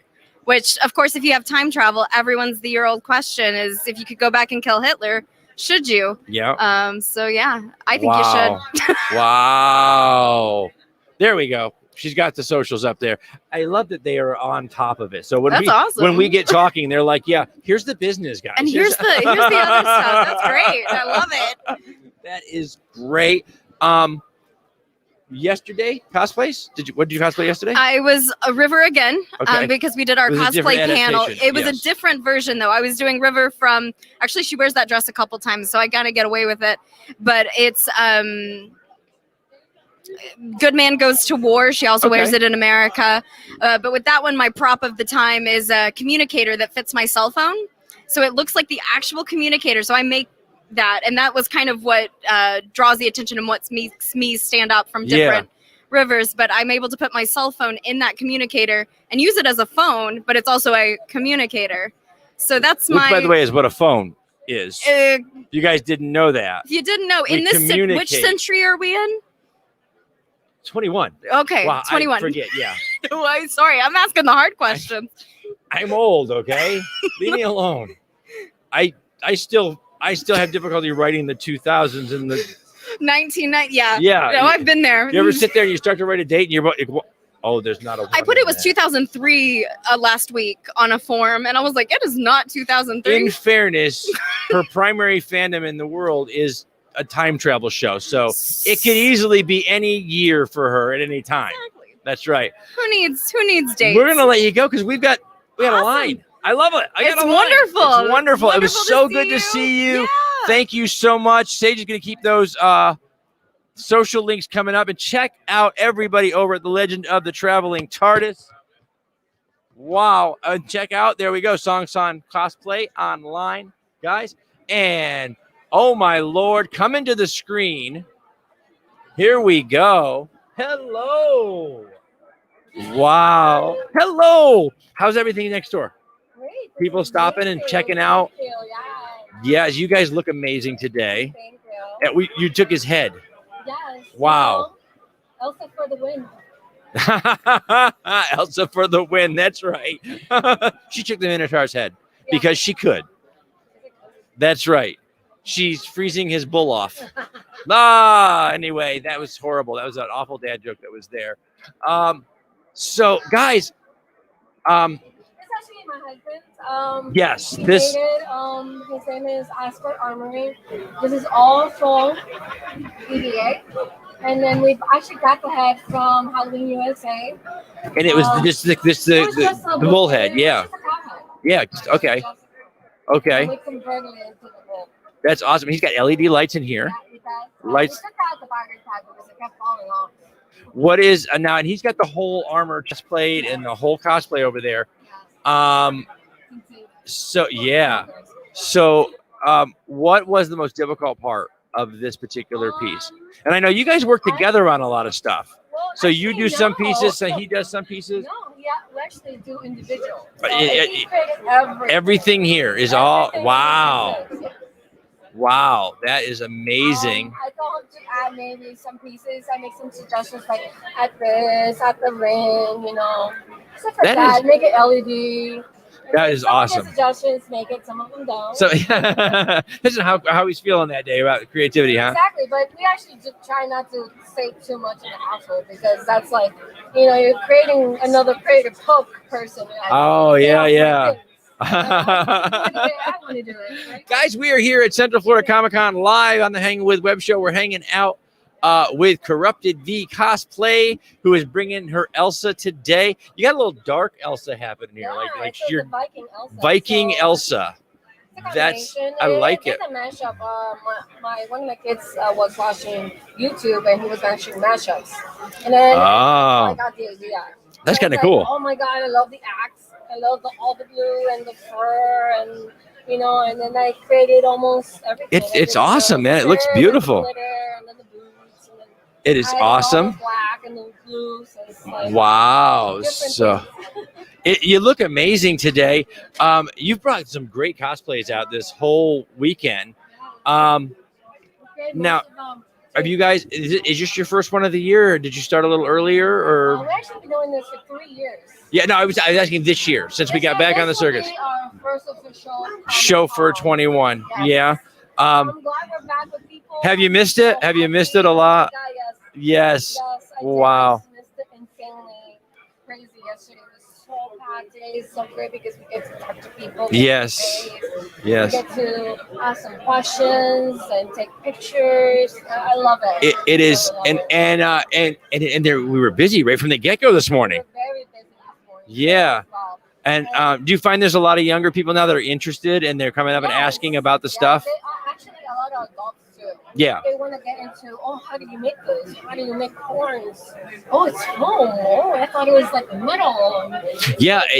When you see this stuff, guys, a lot of times, and we were talking about it with Jackie Sonnenberg earlier, that some of the best cosplays, you can't tell if they were bought or made until you get really, really close.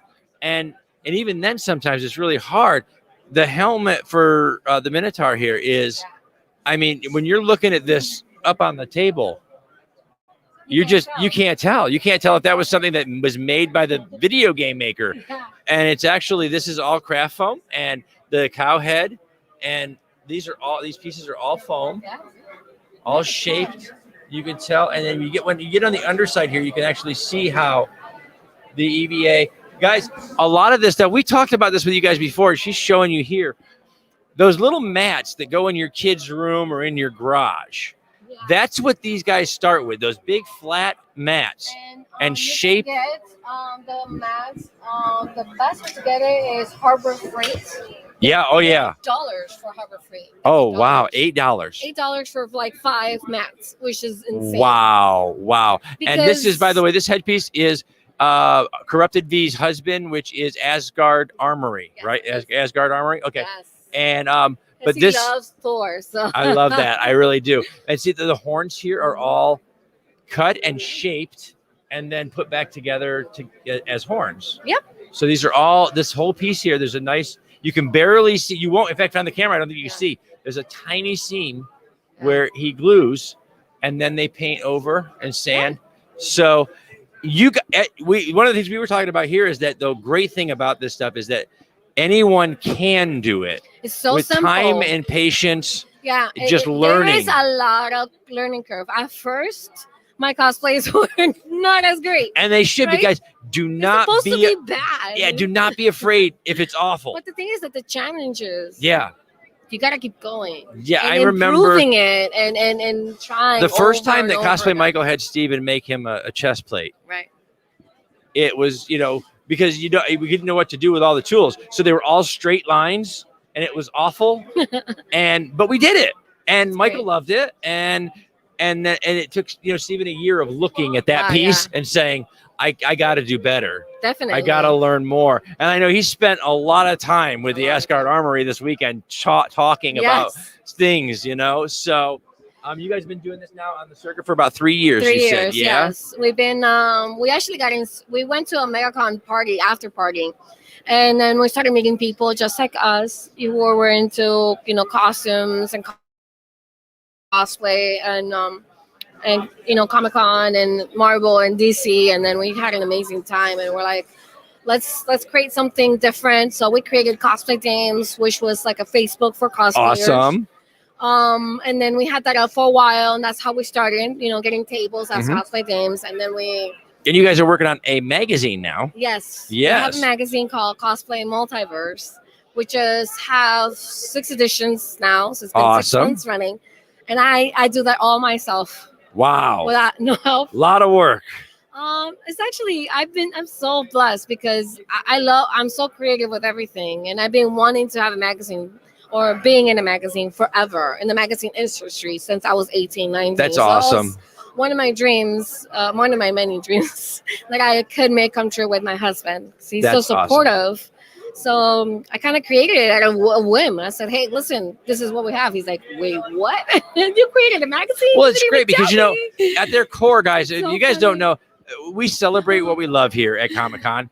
And we celebrate so many different characters and things like that. But cosplayers at their core are not only makers, but they're models. And so it's one of the things, and they don't get a lot of the opportunities that mainstream models get. I mean, a mainstream model goes to work for a store and the or industry retailer. And the beautiful, oh my God, so many beautiful photographers. Yes. Beautiful armors and the opportunities for these creative folks are not there the way they are for the mainstream modeling community. No. So the magazines like what you guys are doing this is wonderful because it Everyone. gives these guys are rock stars. They're makers and shapers and models, and they bring it all together. And you guys get to put that out to the world. Not only that, but this magazine is a little bit different because it has cosplay tips, makeup tips. Nice. By Murder Doll Ivy. She's the one who writes it. Thank you, Ivy. I love you. I miss you so much. I haven't seen her in like 7 months. But yeah, we're gonna be doing cosplay convention reviews. Nice. So every single one that we go to, we're gonna review it every month. So it'll be in July's edition will be June. You know, the ones that we're visiting in June, and then and so forth and so on. So that way it'll be great. And then we're gonna promote other businesses as well, conventions, as well as artists. Jackie, which is one of our friends, she's had her edition there too, her books. Oh, stuff like awesome! That. Interviews with that's people, fantastic. Other cosplayers. Amazing. Other people. So that's what we're trying to do. We're trying to be like the Game Informer for cosplay. I think that's amazing, and it's something that's really wonderful. Goal. And she's 6 issues in, guys. Yeah. She's making it happen. It's not just a really goal. What's really great is that soon we will have all the magazines will be sold online. It's also sold online right now, but it's also going to be displayed in Silent J's Bob's comic book. That's fantastic. So store, which is amazing. That is awesome. So hopefully, in the future, very soon, hopefully, we'll have it in all comic book stores. That's my goal. To have it in every single comic book store. And also in Barnes and Noble. So that way people can have it. That is great. It'd be great because a lot of people don't know anything. What's the name of the magazine? Cosplay Multiverse. The Cosplay Multiverse magazine. You're going to be seeing it at bookstores. You're going to be seeing it on news shelves. You're going to be seeing it at conventions. So check that out online. I know Sage is probably working on the links over there, which is awesome. And in the meantime, we are going to move to we got okay. Wow, I love it today. It's a great day. It's a great busy day. Thank you so much for coming over, V. It was so nice. And thank you for coming out and hanging with us this weekend. You came out to Kitchen Killer's show. Did you have a good time? I did. Awesome. I had an amazing time. And I can't wait for more. Oh, this is the beginning. Also, I will be in VillaCon in 2 weeks. VillaCon in 2 weeks. That's right. Dressed as one of my villains in Guild Wars 2. Wow. It's an insane armor. It is crazy head to toe. That's the head over there. Okay. Yeah. Yes. Mm-hmm. All right. So yeah. Guys, check out Corrupted V Cosplay online, please. Hit the like button, man. Show a little love for an art form that is V, you're brilliant. And I love what you're doing. And please, our best next door too, please. And have a wonderful day. Thank you for coming. Thank you. Awesome. All right, guys, we are at Central Florida Comic Con. Hanging with Web Show is live all day long. Please, ladies and gentlemen, please welcome author T.D. Bent to the set. Hello, man. Hey, come on in. Doing pretty good. I'm going to give you that. Okay. All right. First of all, welcome back to the world, huh? Yeah. Central Florida Comic Con. Yeah. Have you done any other shows this year yet? Or this is your first one? My first one was at Suncoast. Suncoast. Okay. Yep. That's a couple weeks ago. Yeah, it was a couple weeks ago. So that was actually the first event that I've done since COVID. Yep. And I believe Suncoast, that was the first convention that they had over there in that city. Yeah, absolutely. Yeah. So are you tabling here this weekend or just walking around and sharing your stuff? Are you tabling? I have a table here this weekend as well. Fantastic. How's it going? It's going really well. Yeah. For my second event, actually, I sold way more than I did in Suncoast. I believe the crowd here is a lot more, of course. They're ready. They're ready. They came in today. They're ready to buy. Yep. They're ready to enjoy their art. They're ready to enjoy the literature. They're here and ready. Yes. That's the only way to put it, I guess, because we've all been ready to get out of the house for 18 months. It's time, and we're here. Trying to experience life. All right, so I'll tell you what. Let's dive right in. Guys, this is author T.D. Bent. And he's got some books to show off. So let's start with one. Let's see what we got here. Well, the first one I published was last year. Rancio. He don't play. Yeah. He brought it all, man. Pronounce that again? Rancio. Okay. Yeah. Rancio. That's what we're looking at. Tell us, Give us the book blurb here, the synopsis for Rancho. Pretty much with Rancho, there's a meteorite that comes crashed to Earth. Inside the meteorite is an alien energy called Rancho that starts infecting humans and animals alike. And the ones that do get infected, they either become fiends if they don't survive the infection, or they're granted abilities to control one of the 8 elements as well. So yeah, alien energy. It was an alien energy. We get infected. Yep. And we either become fiends or we get superpowers. Right. And majority of the population got wiped out from the meteorite's landing in the first place. So there ain't nobody left except for fiends and superheroes. Pretty much. And a handful of us going, what happened to me? Why didn't I get nothing? What's up with that? Yeah. What inspired this story? Where did this come from? Believe it or not, I've always grew up watching anime as a kid. I started writing since I was in the 6th grade. And this story came to me like in a dream, just like the ending of it. And then I was like always into like making little comics or writing stories, stuff like that as a kid. So I was like, you know what? I want to, put this into fruition. So as the years progressed from 6th grade on up, I was rewriting the story, trying to make it perfect and perfected. Was finally able to. By the way, guys, this is a first book. Took me 5 books before I finally did this. I did that for 5 times, and then I did this. Yes. Because that's dedication. Yes. Okay. What are readers thinking? What you said? What are readers thinking so far? Oh, basically from I published it last year. I've been getting a number of positive results from readers. They're enjoying it. They really love Rancho. I actually had one reader that purchased it for cheaper, read it, loved it so much he bought another copy. Just awesome. Yeah, so that's fantastic. That is awesome. Now, what do we got here? This is Scarlet Moon. Scarlet Moon. This is the second book that I published 2 months ago. Back in April. This is also anime inspired. I can see the art way. Yeah. Yep. The beauty about both of these books, they're not like sequels, but they all take place in the same universe. Okay. Just different times. Okay. This book takes place before that meteorite had landed. Awesome. A different set of characters and everything. Okay. So in a story. shared universe. Yes. This one has to do with more of the supernatural. Okay. There's these shards called moon shards that fall off the surface of the moon. And supernatural creatures are looking for these shards to collect all 108 pieces to create the moon crystal. When they make the moon crystal, they're able to shape their own reality and control it. And the main supernatural, which is the main character right here, Kenji, right here. Awesome. He is what's called a seeker. He's the only one that's able to see the moon shards as they fall off the surface of the moon because they're invisible. Oh, so he has that ability. He doesn't know why he has that ability. He finds out later. He's about to becom very popular. There's a lot of people looking for those, right? Yeah. Exactly. Wow. So, when did you first pick up a pencil and decide that you wanted to be a storyteller? I want to say when I started making little comics back in elementary school. Yeah. Yeah. I started making little like comics like Pokemon and stuff like that, and try like show it to my friends and stuff like that.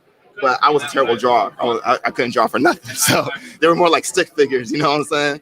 So whenever it's okay. Yeah. Some of us that can't do the art, we're good with the words. Exactly. Yeah. So when 6th grade, like I said, when I decided to just do Rancho, I started writing it out in like a little composition notebook. And then eventually I typed it up in the computers, put on a floppy disk. That floppy disk got erased because, corruption. Because it was a floppy disk. Yeah. It was, For those of you that know, there were things. They were floppy disks. You put them in the computers. Yeah. Yeah. So, and they didn't last forever, which is why we don't have them anymore. Right. But yeah. So oh, she's good with the link. She just keeps them rolling there. Yeah. Thank you so much. Yeah. So what are you working on right now? So right now, what I got scheduled is a next coming novel that I'm going to start working on in August. It's called Dirty Blade. I'm Jamaican, so it's a Jamaican novel. Okay. That takes place of a Jamaican vigilante that is seeking revenge on a drug lord who murdered his father. He follows the drug lord from Jamaica to Miami as he moves his operations and try to take out his plans. Wow. Pretty much. Wow, good stuff, man. Yeah. Good stuff, working hard. That's part of the same universe as well. Very, very nice. TD, man, thanks for coming over. Yeah. What's your first name? Terry. Terry, it's good to meet you. I'm Garrett, and thank you for hanging out with us for a little while. Guys, I'm going to take a little break here. Yes, huh? Okay, I'm not going to take a little break here. I changed my mind. In no way did she influence me at all. I changed my mind. I don't just do what I'm told. What are you looking at? She had nothing to do with my decision. TD, thank you. Yes, sir. Very good to see you, Terry. Matt, keep these. By all means. I would love that. Would you sign them for me before you leave? I got my pen right here. Whenever you're ready. There we go. Okay, tell you what. I'm going to let you go do that because I'm going to put somebody else in the chair. Okay. All right, hey, Sage. Hold on a minute here. Sage, I want you to go ahead and get these signed by Terry, please, for us. Okay, wonderful. Terry, thank you so much, man. Hey, have a great con. Knock them dead over there. All right, good deal. Yes, we are back. Wow. Our next guest is an artist coming to the screen here, and he is so cool. He's got 3 names that he's going to make me learn. Okay, Christopher Roku Coates, and not in any way related to the Roku on your TV. If he was, his jeans would be much nicer, but he's not, so they're not. And he's an artist, which means that this is a part of his art. This is the most annoying art. thing about that. Is What? Like, do you remember growing up and being in I remember school? those were cool. You would like pay $80 more Now. for those. But than like you when would I was a for kid in these. school, and this happened to me constantly because I was always basically dragging myself across the Oh street. yeah. And my mom would be pissed because she'd just buy me a brand new pair Yep. of jeans. If you had holes in your jeans when I was a kid, you were like beat No, when up. I was like little, you come in the house and mom looks at you and she's like, "Oh God, again." Right? I get beat up at school, then I get beat up by my mom. Yeah, exactly. Now it's people pay to have I was like, I think I was about 17 or 18, when that look became sort of the thing. And so I was like 17 or 18, and I remember, we got beat up at 12 for having holes in your clothes. Right. And all of a sudden I was going into I'm that generation that grew up at the mall, which means that those are like $200 jeans It was the in a worst mall thing, store. too, because if you had holes in your jeans or stuff like that, if you went to the mall, they looked at you like, "Oh, you're a troubled kid." Like, no, I'm just active. Yeah. This just happened today. I put my rollerblades on, I fell and cut my jeans. Yeah. I don't know. Distressed, I think they call them now. Oh. I was distressed because I had them, but now they purposely distress them. Like my jeans are distressed, really? I don't understand. All the stuff that we like test drove everything that's cool today. Yes. For you guys. Yes. You're welcome. Man. Tell us about your art, man. Biggest question I get asked is how long I've been drawing. I've been drawing. By the way, since I was 6. guys, if you're a podcaster, journalist, whatever, okay, get a new shtick. Really. Okay, make it interesting. Have fun. Have a conversation. We're talking about jeans here. We're going to get into art, but, have a conversation, okay?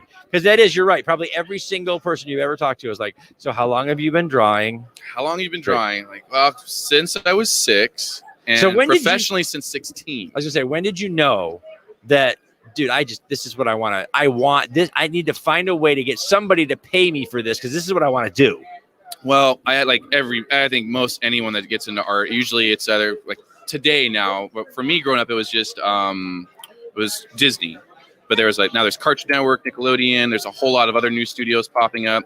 Any animator artist always has that dream of working for a big studio.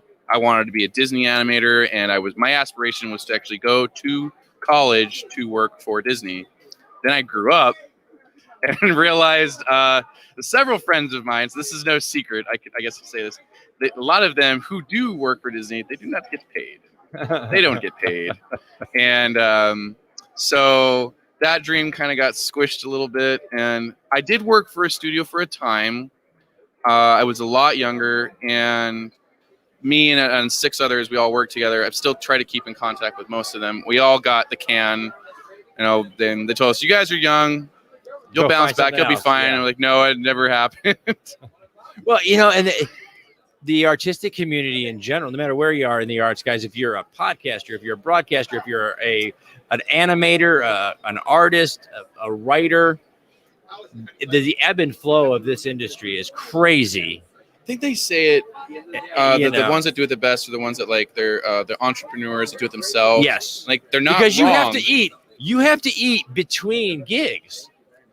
And sometimes that gap can be 6 months. It could be 6 years. You don't know. I mean, the overnight success. All of that. The overnight success is a guy that's been doing this for like 30 years. And all of a sudden he's successful, but it's not all of a sudden. It's 30 years. Oh, it builds. If you do it right, builds. you got to build it up. Yeah. I'm even going to be giving my shop a facelift here in a minute. Wow, that's awesome. It's just the process, and like they're not wrong. That's the best way to do it, but it's the hardest. It is the hardest way to do it. It is, and it's nickels and dimes, and it's like you said, the studio gig. That's the sexy one, but it's not the one you're not going to get like rich. You're working for somebody else still. But you are, but it is the sexy one. Everybody wants to know that you work for Disney. Oh my God, it's so sexy. And you're like, right? And you're like, yeah, I do. And it's awesome. And then you go and you're like, hey, can we sell something next week so I can pay the rent? Yes. So, but it's sexy.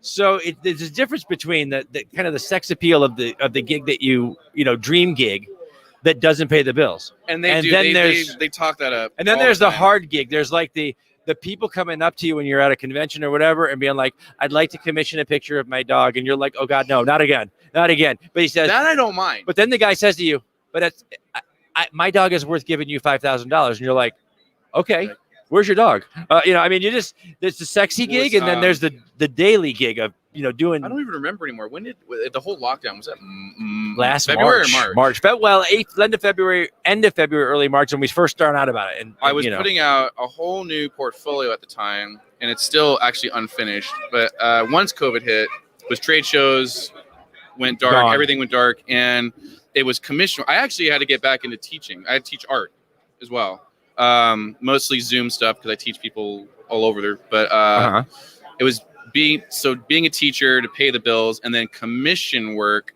just to keep me drawing and such.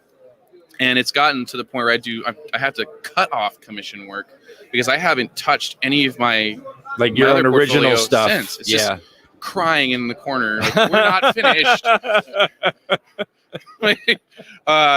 So favorite subjects. What are your several at this show? What are your favorite subjects to work around? I love painting, and it's weird for me because the only school that I didn't drop out of was art school. I've gone to 2 different colleges. I dropped out of both, but I completed my art education back then for traditional art. I haven't done any 3D art, but I love painting, and it was my painting teacher. I've always been just a punk ass kid. I had to take painting in school, and I was like, I'm not going to paint. I don't need it.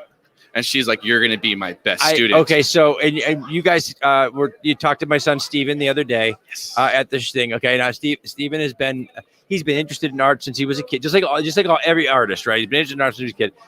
He comes to me this year. He's like, Dad, I'm going back to school. Okay, great. What do you want to do? I'm gonna see what I can do with my art. I said, okay, great. So what should I take? I said, okay, everything. So Dad's advice, everything. What do you mean everything? He's like, well, I like to do the sketch art. You did stop what you like. Take everything. Yep. Because just like you said, why do I have to take painting? I'm never going to want to do that painting until you do. Oh, why do I have to take? Why do I have to take sculpture? I'm going to paint or I'm going to draw, because then you're going to see. You're going to learn to see things. Sculpture gets looked over so much nowadays, and it teaches your brain how to see. When you do something, when you're drawing, and you add shadow or lighting or highlight, it's something you learn from looking at a 3-dimensional object. If you learn to sculpt, you learn to shape that. And exactly. My school, I went up in Utah actually. Okay. And it was kind of a groundbreaking thing because a lot of the arts, I know it's different today. They're trying to take a lot of art out, but even back then, this was like 2002. At the college level, they try to get the kids, just like you said, we're young. When we're young, we're stubborn. I'm never going to paint. I'm never going to sculpt. I'm not going to do. But the colleges now are trying to get the kids to take as many different disciplines. Teach your brain as an artist to, first of all, to appreciate someone else's art. Yes. And you can't do that if you've never. I think there's an entire class dedicated to that. Yes. Just studying other artists. Work, how they work, what they do. And so when he said that, I said, okay. Then we had. I'm Dad. So then we had to have the talk. You understand? Guys, journalism. There's a lot of dad talks. Journalism is an art. Yes. This is not a science, really. There's a lot of science behind the cameras and stuff we have to learn, but this part is an art.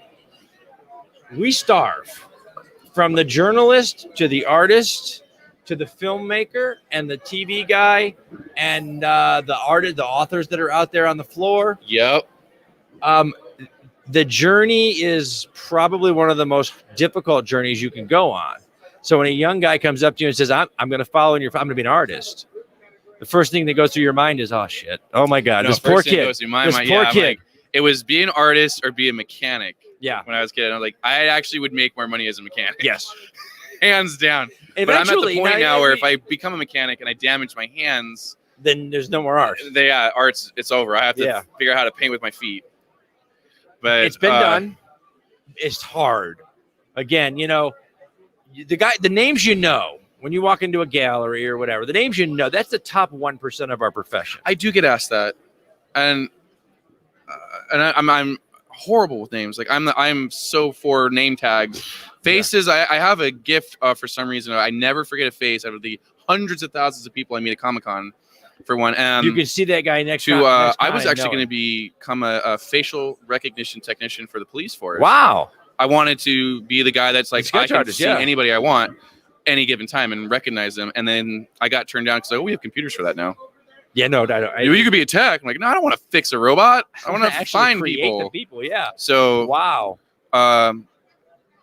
Yeah, I can remember faces, but Who are artistic names for artists? Artistic influences for you. Who are the biggest influences on your work?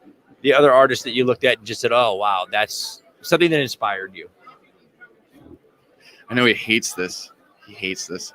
But it's true. Michael Golden. Really? Actually, Michael Golden. Because it's just a lot of his work. I actually had the comic books growing up. Several of the characters and stuff that he created too, because I didn't only just study Disney animation, I also studied traditional manga. Okay. Not like the anime, but the actual manga, and because it's so different on print. My oldest boy is a Japanese culture's major. I don't know if he said it, or if someone said it about him, but I agreed with it. Like Michael's work in the Marvel industry was very it was cutting edge, like almost anime. To bring to the studio, and that's why I liked it. It attracted me to all of his work for that reason. It's a great crossover. He's a great crossover artist, taking styles that we're comfortable with at that time, more comfortable. American audiences are more comfortable with, mixing it with culturally different titles that would later on, by the way, become manga. Is one of the best art forms. Young people love manga. They love when you animate it and make anime. They love that. It's everywhere. It's all. We're at a convention right now. You remember his name? It's the Japanese horror author. Oh, Robert Pomacher. If you're out there, help me out here, brother. Ito. Okay, wait. You just. I was there. It's like Jinju. No, you said the name. You said part of the name, and my son talks about this guy all the time. My oldest boy is a Japanese culture and language major and went to teach in Japan. I can't remember names to save my life. And he loves Japanese art, and he would know this. Robert Pomacher. Never mind. We're moving on now because I sound stupid. But what? Yeah. So, but guys, I want you to go. Please check out. I put all three names up there. Go ahead. Come on. Let's. He's got three of them. Some people can only afford one name. You got Cher, see? But you only afford one name. He's got three. Christopher Roku Coates, artist. Check him out online. Do you have socials that they can find you on? Find your art. Look, don't bother him with commission. Buy some of his stuff. He really wants to get those juices flowing again. Yes, please. Okay? Yes, I got wonderful paintings on there too. I mean, he'll paint your dog, but he doesn't really want to. He wants to show you his work. I'm actually painting two dogs too. It's funny really? You say that. I'm actually doing two different dogs. I swear to God, we didn't rehearse this. I swear. I just made that up. Guys, check out Christopher on the World Wide Webs. Find him online. Friend him, hit him up. Talk to him about some art. Okay? Buy some art because that's how artists eat. Yes. It's a thing, and we like to do it. And believe it or not, artists and college kids, we are the two breeds of human being that can survive on ramen noodles. Oh, every day. You see what I'm saying? Oh, yeah. I still do the college diet. Still do. I don't hide it as well as I did in college. Yeah. It's starting to. There was a time. Oh, yeah. Yeah. There's I also a still time will. there was also a time I didn't have to dye my beard, but that time has passed. Chris, thanks for coming hanging out with me, man. I love it, man. Check out Christopher online, guys, and pick up some art and say hello. I'm gonna take a break. I've been talking for something like 3 hours. Just take a break or break in half. Yeah. That's it. I'm gonna break. take a little bit of break. You guys are gonna watch the crowd go by, and it's a great time here at Central Florida Comic Con. If you get a chance, come on down. If you're still in the area, you got a couple hours left. In looks like 1 hour, there will be a costume contest here at Central Florida Comic Con. It is being hosted by our own Harlequin from Harlequin Arts Cosplay and Crafts and Rolando the Joker and Cosplay Michael. So they are Adam's familying. That's right. Yeah. Is that a verb? I don't know. I can use that. It's my word. I can use whatever I want to. Guys, I'm going to get out of here. I got to rest my voice. I'll be back later. You guys watch the con.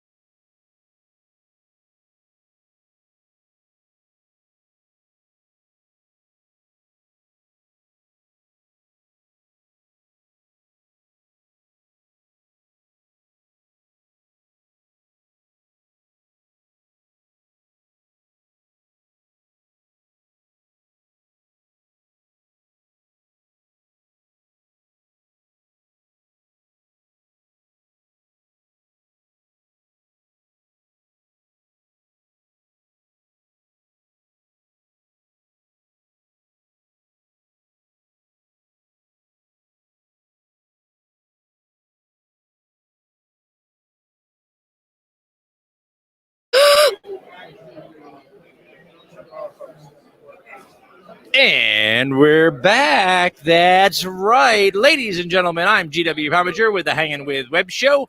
This is HWWS Web TV live from where we at? Central Florida Comic Con. Central Florida Comic Con. That's right. Come down and see us at the Hanging with Web show booth if you have the time. That's right. Absolutely.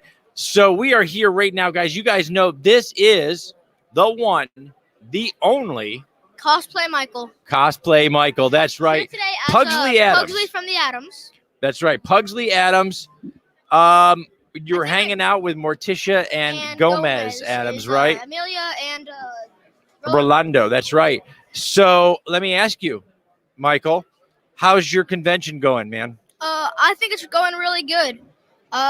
Me and Amelia and Rolando got a lot of people to sign up for it. So there's 59, I believe, in the contest. Oh, wow. When is the cosplay contest? 2:00 if you're already here. Now, I heard that you judged the cosplay contest yesterday. Yes, and today I am a host of the contest. That's fantastic. So how was your first experience judging a costume contest? Very hard. I didn't want to be very mad. I didn't want to be very mean to the people. There's some I didn't like, but I didn't say no because I don't want to make them feel bad for something they spent a lot of time on. Yeah, why is it? Yeah, because cosplay is for everyone. For everyone, that's right. And so, when you were judging, was it really hard to judge? Was it hard to pick really good ones? Yeah, I liked a lot of them. You liked a lot of them? Yeah. What was your favorite costume from yesterday that you liked? So we all had a settlement, so we knew how to give the first place trophy to. Okay. And we picked a guy. It's called, I can't remember his name. Taskmaster. Taskmaster. Oh yeah, from G.I. Joe. That's from a cartoon called G.I. Joe. Oh. Yeah. And so, did you see the guy? Did you see yesterday? They called him Master Chef instead of Master Chief. Yeah, he was second. He was second. It was really cool, wasn't it? Well, there was a second place spot, but it was best solo, and then he was Hold your mic properly. Hold your mic properly. There you go.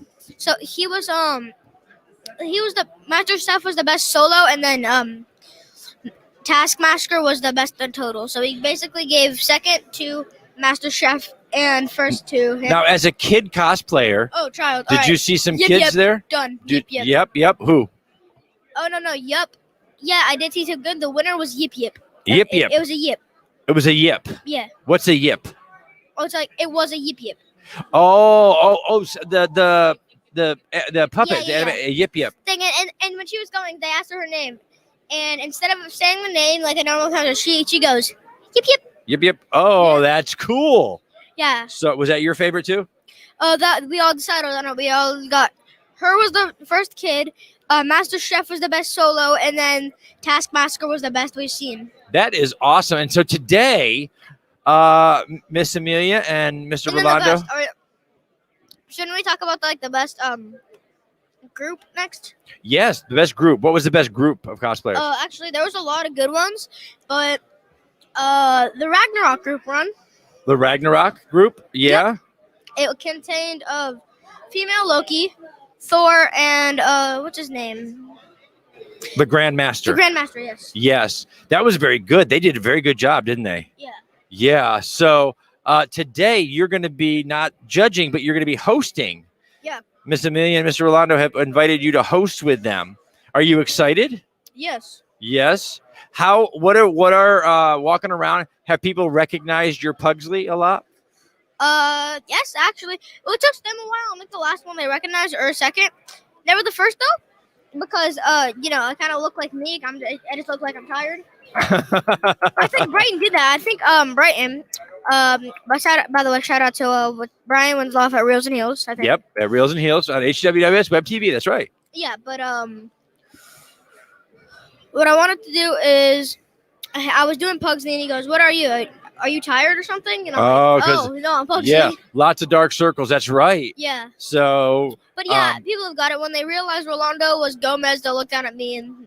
That's pretty cool. Pugsley. That's pretty cool, man.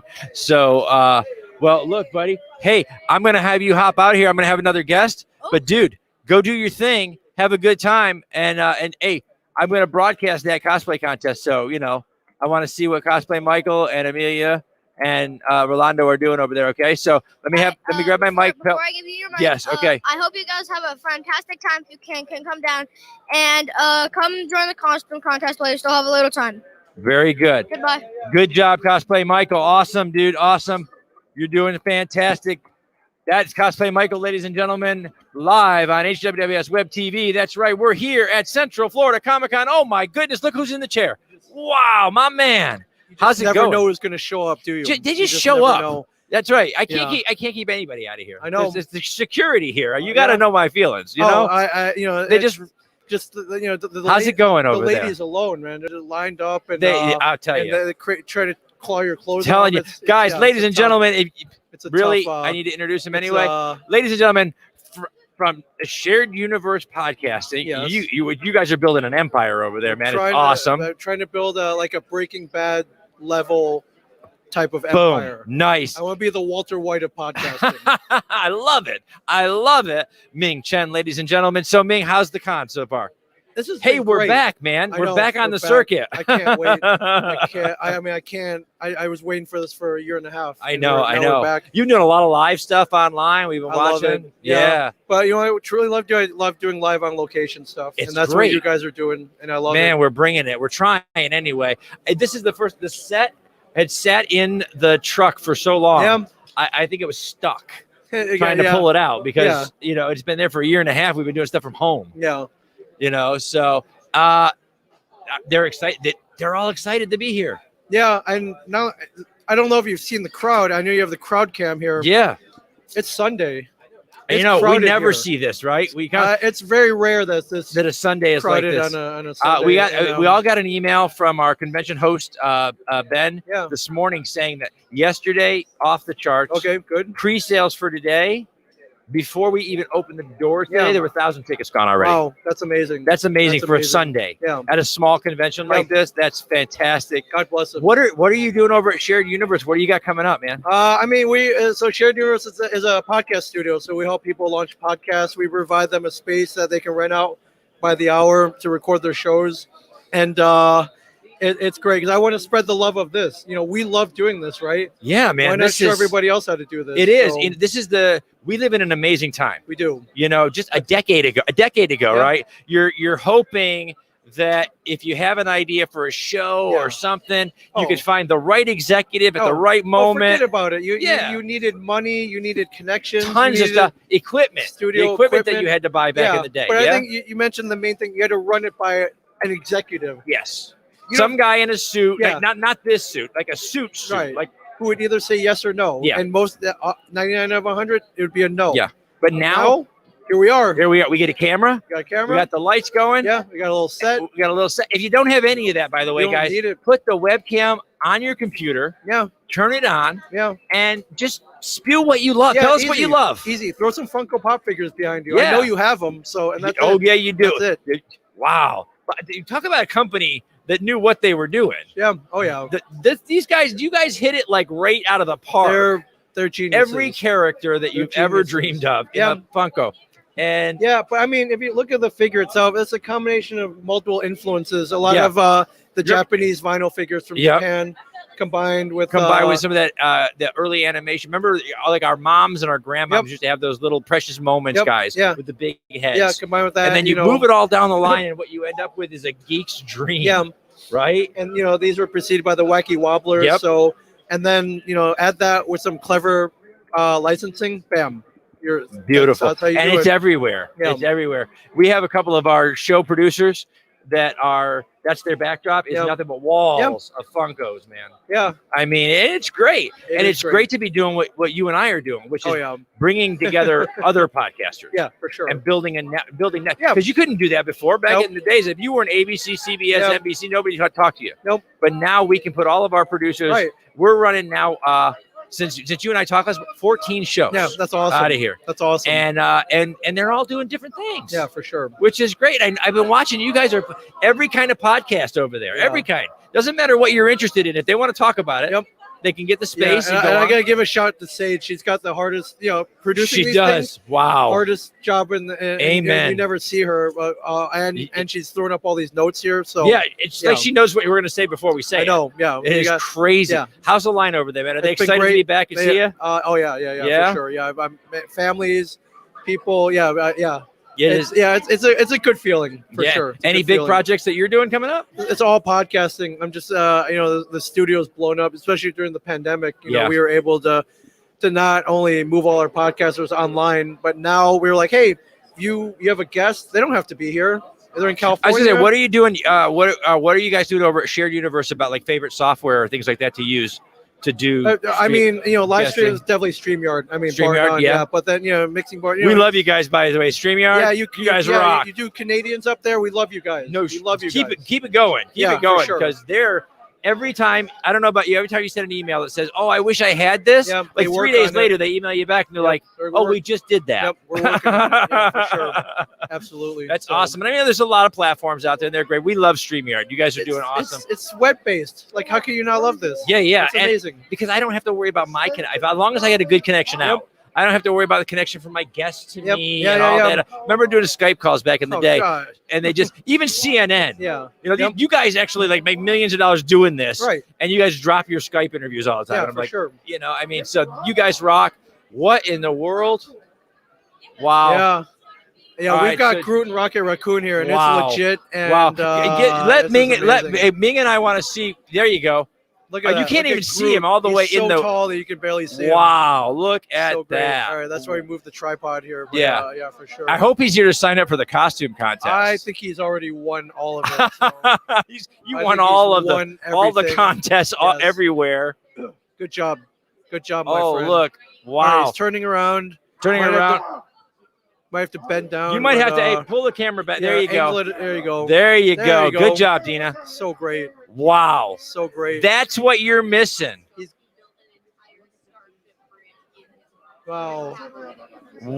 Man is extremely talented. I'm telling you, man. Comic-Con, guys. Comic-Con. This is where it's at. Yeah. This is, and then, remember, we've all been trapped inside for 18 months. So when you give these guys the chance to come out here and show off what they've been doing for 18 months. They're going to do it. They're going to do it, right? Yeah, so man. So you've been doing a lot of live on your own. I love it, from there. Interacting with a lot of fans. Yep.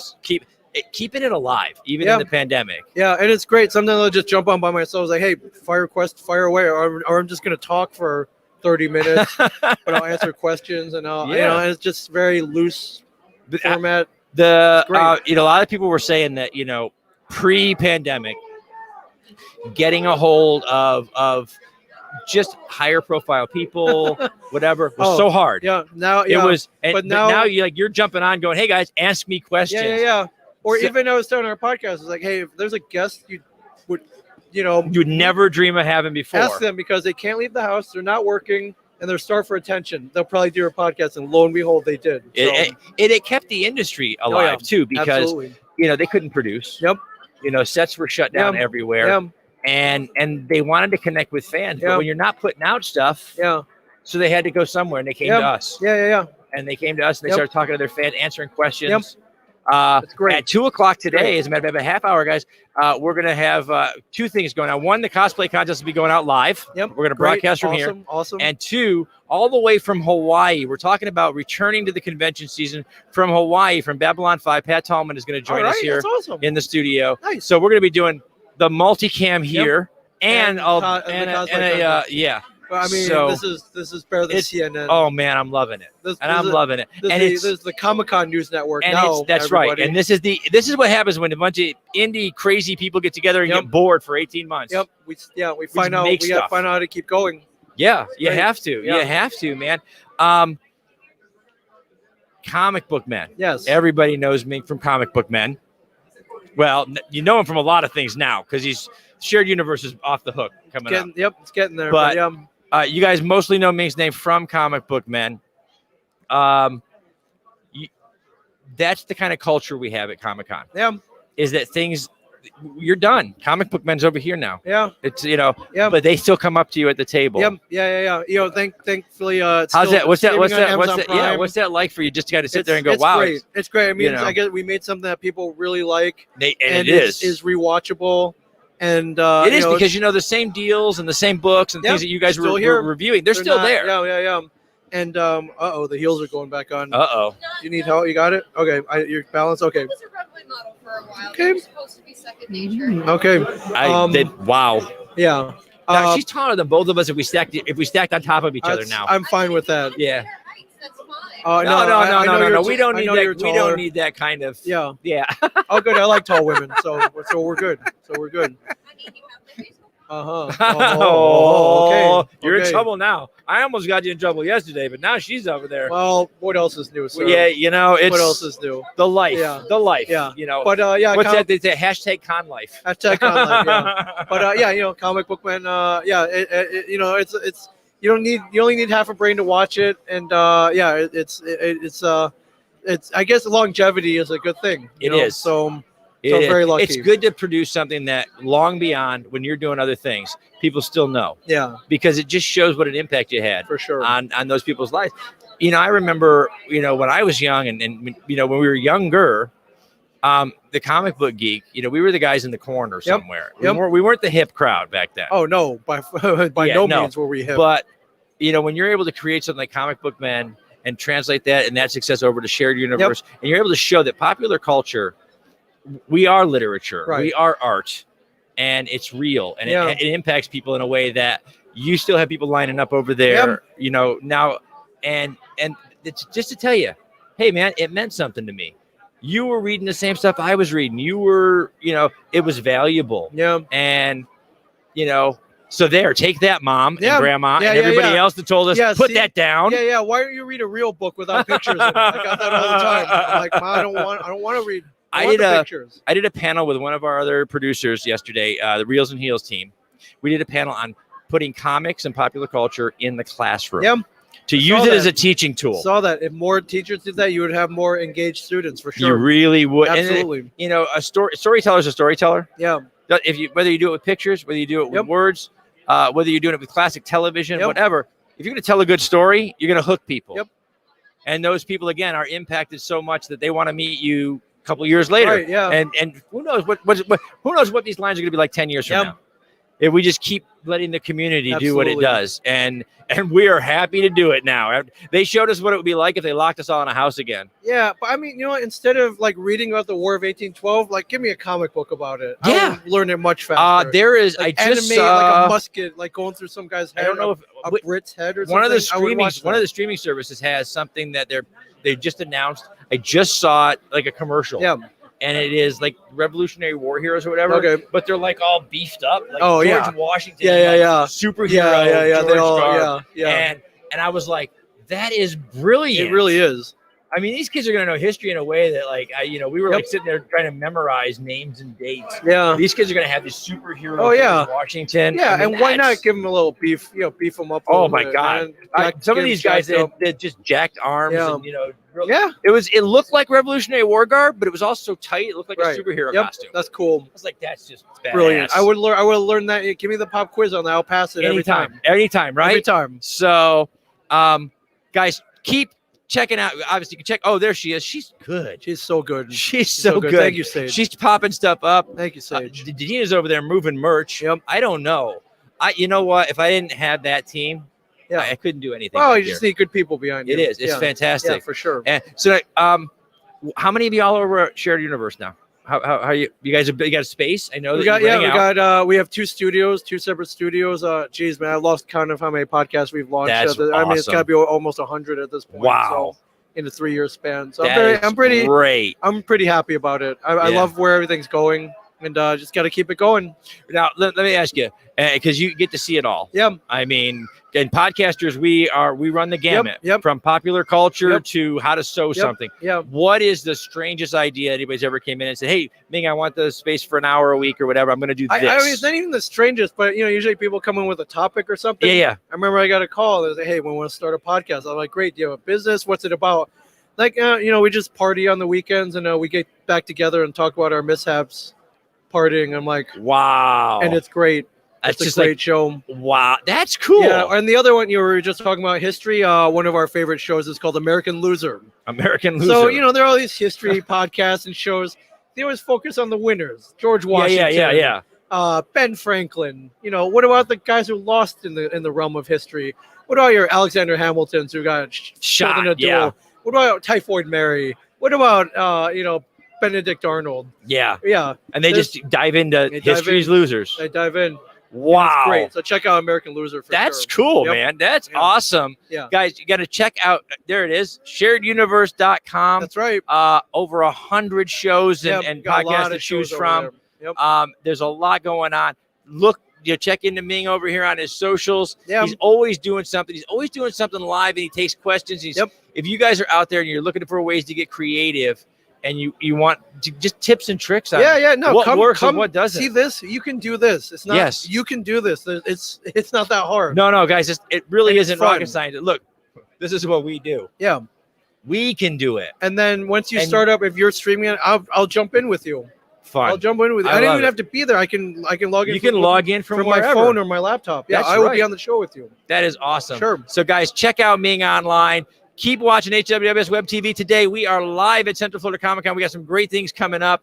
I'm going to let Ming go back to work because I know those people want to see you. I suppose. Yeah, I'll get back to my adoring public. Look, sure. if they really wanted to see you, they would just open up their phones. You're right here. I know. I'm right here. You're right Yeah, here. Yeah, for sure. Ming, thanks for coming Thank over, you. brother. Thank you. Yeah, Always, anytime. always. And anytime you guys at Shared Universe want to hop on and talk about what you're doing, you love come it. on. Thank you. All right. Thank you, guys. Just reach out to Sage. I will, for Because sure. she knows stuff that I don't know how to do. Well, that's why you have That's her, right? All right, brother. Thank Have you. a Thank great you, one. everybody. Have a good one, guys. I'm going to jump out of here, take a little short break, and when I come back, we're going to dive into some awesome stuff.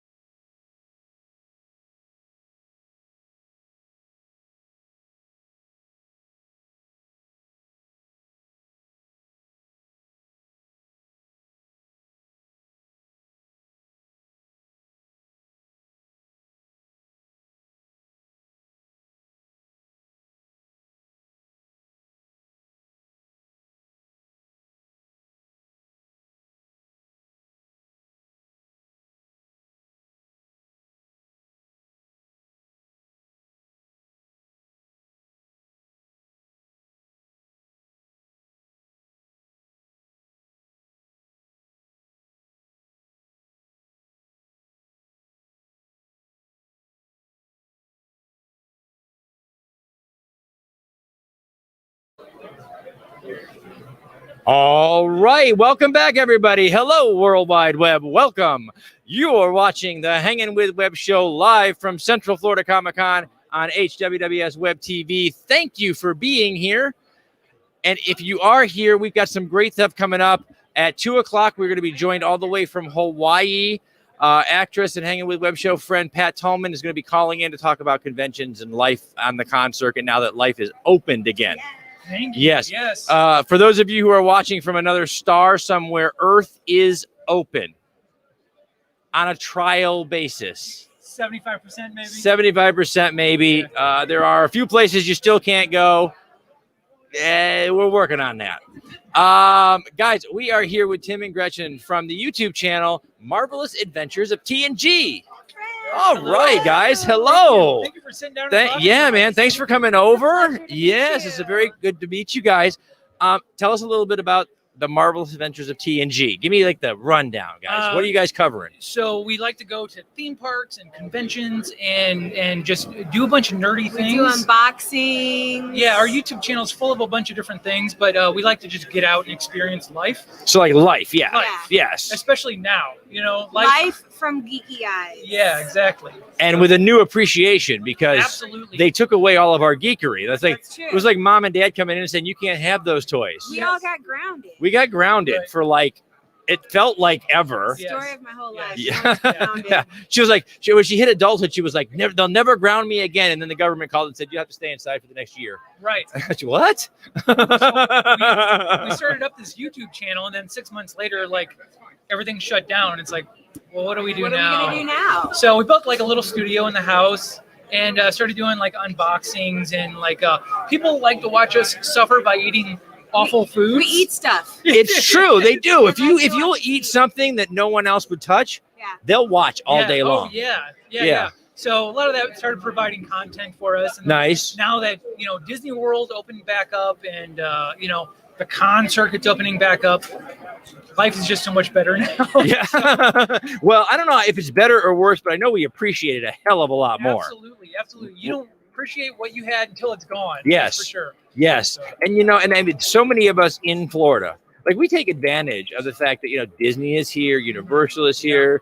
You know, I've got friends that call and they're like, oh, so you guys go to Disney World all the time? I'm like, yeah, no. Because it's here, you know, it's like, it's always going to be there tomorrow. Yeah. And then like last February, they're like, yeah, we're not going to be open tomorrow. And you're like, what? Wait a minute. You can't take that away. You can't take that away from me. They're like, you haven't come in a year. And I'm like, yeah, but I was gonna. It doesn't I like to have options. Yeah, I want to know. It's like having a car in front of your house. Even if you're a homebody, you still have a car because you want to know that you can leave. Right, exactly. And they took all the cars away. They were like, no, you can't have the cars. I'm like, well, wait a minute. Well, they're like, were you going to go somewhere? That's not the point. Not the point. It's the principle. We need our freedom. That's so. What is your favorite? So, what have you been covering with the YouTube channel that was like your favorite thing to do so far? A lot of the special events at Disney, like the Halloween time, we went to Mickey's Not So Scary Halloween party. So much fun because as adults, I mean, we're at a con. Adults dress up anyway. You know what I'm saying? But it's our thing now. Like outside of cons, it became socially acceptable to go to a theme park and dress up. That's cool. Yeah. Could you dress at? Could you guys? Yes. During the Halloween. No mask. Okay. You could wear costumes, but you couldn't cover your face except for the appropriate face coverings. Oh, and okay. So you could wear a costume, and I dressed as the evil queen, and he dressed as Roger Rabbit, and we had the best. That's cool. All right, that is really good. By the way, I learned how to do this. That's cool, man. A lot of patience. A lot of patience. Yeah. Children's tears. It's a lot. It's like a mix. Yeah, and it's hard to get those children into the back of the van so you can get the tears. It's hard. That's right. We have enough candy in your pocket. She's giving away too many secrets. Too many trade secrets. I mean, okay, you got it. All right, you got me. All right. So, so what's coming up for you guys now? Now that the world is open, that's a good and question. you don't have to. I mean, I remember 6 months ago. I know you guys were doing this too because I know I was doing it. You're sitting in the living room, and you're looking at each other, and you're like, "Hey, we're supposed to put something out this week. Yeah. What are we gonna do? What are we gonna do?" That's the grind weekly. So we started doing like reaction videos and like anything because we have content out every. All right, so that's the weirdest phenomenon on planet Earth, by the way. reaction videos? Yeah, I don't get it. I mean, I get it. I like, and here I fell in the rabbit hole because I didn't understand them. Yeah. So when we can see, before the network was born, before I've got 15 shows broadcasting from HWWS now. When we first started, it was just our show. Sure. And I'm an old school journalist, so I sat there beating my head against the wall. I can't just go live and not have something to say. I have to say something. And so we found our niche, and that was great. And then we were looking around YouTube or whatever, and we found reaction videos. And I couldn't wrap my head around it. So let me get this straight. I watch you watching something. Exactly. And so I checked it out. We actually did what I was like, okay, guys, I see these reaction videos. They have got massive view counts. Oh, yeah. I may not understand it, but I can read the number. Right. I think they're called the Fine Brothers. Have a whole basis on YouTube of millions of views just of reactions. Eating foods, watching shows, whatever. See, you know? so I said, okay, we did one. We sat, and I had to have a gimmick because I just built this way. This is what I do. I don't know how to do those other things. Sure. So I said, you know what it is? It's hanging with us in our PJs while we watch a show. I like that. The three of us got together. We're in our PJs. We watched an episode of Game of Thrones.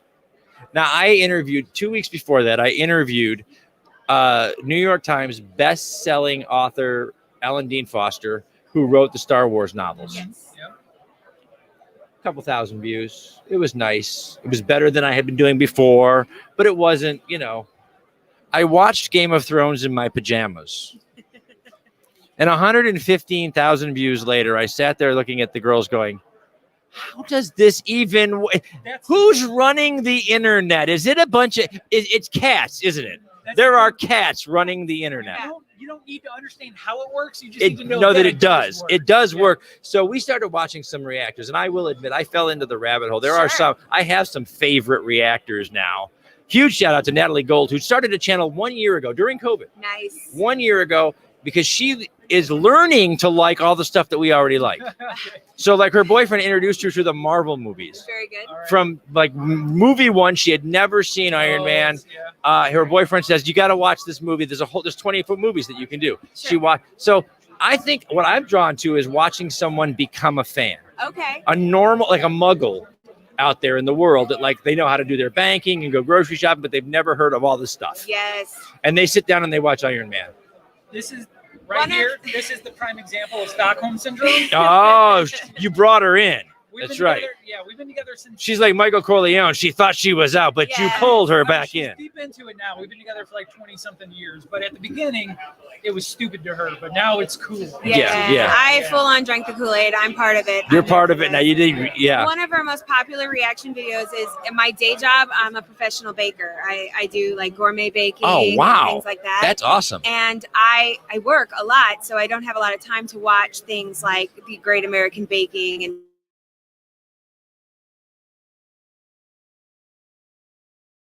things like that. So they had me sit down and watch Nailed It. And home and touch the spatula before I make things, and I'm over here having like a full-on panic attack. You can't do that. I like white knuckled the whole time. Oh my gosh. I'm like, I can't watch this. This is so upsetting. I'm sitting with her while she's reacting, and the whole time, like, her hand is getting more and more white as she's gripping the side of the table because there's like no blood flow. She's gripping. Now you guys know that, and again, I came from a traditional news background. Okay, I was a newspaper journalist for 5 years, and I penned over 500 stories. But I know when we all started doing this, okay, when YouTube and Facebook allowed us to become broadcasters, that's what journalists at like CNN were doing. Right. They were watching YouTube going, oh my God, what are they doing? Why are they here? But we're here forever now. See what happened? Are you not entertained? Are you not entertained? That's right. Wow. Yeah, that was a fun one. That was a really popular one we did. And then another one we did recently was we just bought like candy from Korea. Candy from just Korea. A box of Korean candy, and we had no idea what it was, and some of it is not very good. You know, they definitely have a different palate over there than we have here. We clearly have a United States of America palate. So we do. It's like we are hot dogs and cheese sauce kind of people, and There are candies made out of strange types of seaweed. And You know what's really funny is that Americans, and you guys out there on the internet, you must have figured this out by now. We consider ourselves kind of global connoisseurs of food because when you go into a major city, right, there's Chinese food and there's fast food and then there's Italian. That's right. You should guys understand, none of that is real. No. Chinese food is American Chinese food. Italian food is American Italian food. None of that is what you would get in the country of supposed origin. Right. The biggest lie is the fortune cookie. Yeah, that's American made. Yeah, that literally they didn't even come up. They didn't even come up with the idea. No. No, the best thing, the only thing they came up with was somebody went over there and robbed a stela of information from, like Sun Tzu and I Ching and everything else. We went over there, we wrote a bunch of stuff down, and we brought it all over here and said, put that on a little piece of paper. What do you want to do with it? Stick it inside a cookie. They took notes like we did in college, so Yeah. it was like. And it was half we get of the note. Cliff Note versions. That's why your fortune is just never half of half. It's half and half because your fortune is always weird because we just like borrowed the note and was like, yes, 6 is your lucky number this week. You're like, look, I tried 6-7 weeks in a row. I lost all 7 weeks. You What's keep wrong? trying. You got to keep trying. That's right. Guys, thank you so much for hanging out with us today. Guys, check out Marvelous Adventures of TNG on YouTube. Look these guys up on their socials. I'm sure Sage has got some of them over there.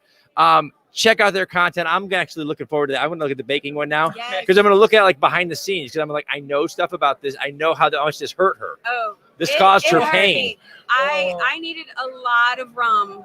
I believe that. Afterwards. Wow, I believe that. That I is was like, crazy. I need a drink and I need to go into a real kitchen and enjoy this.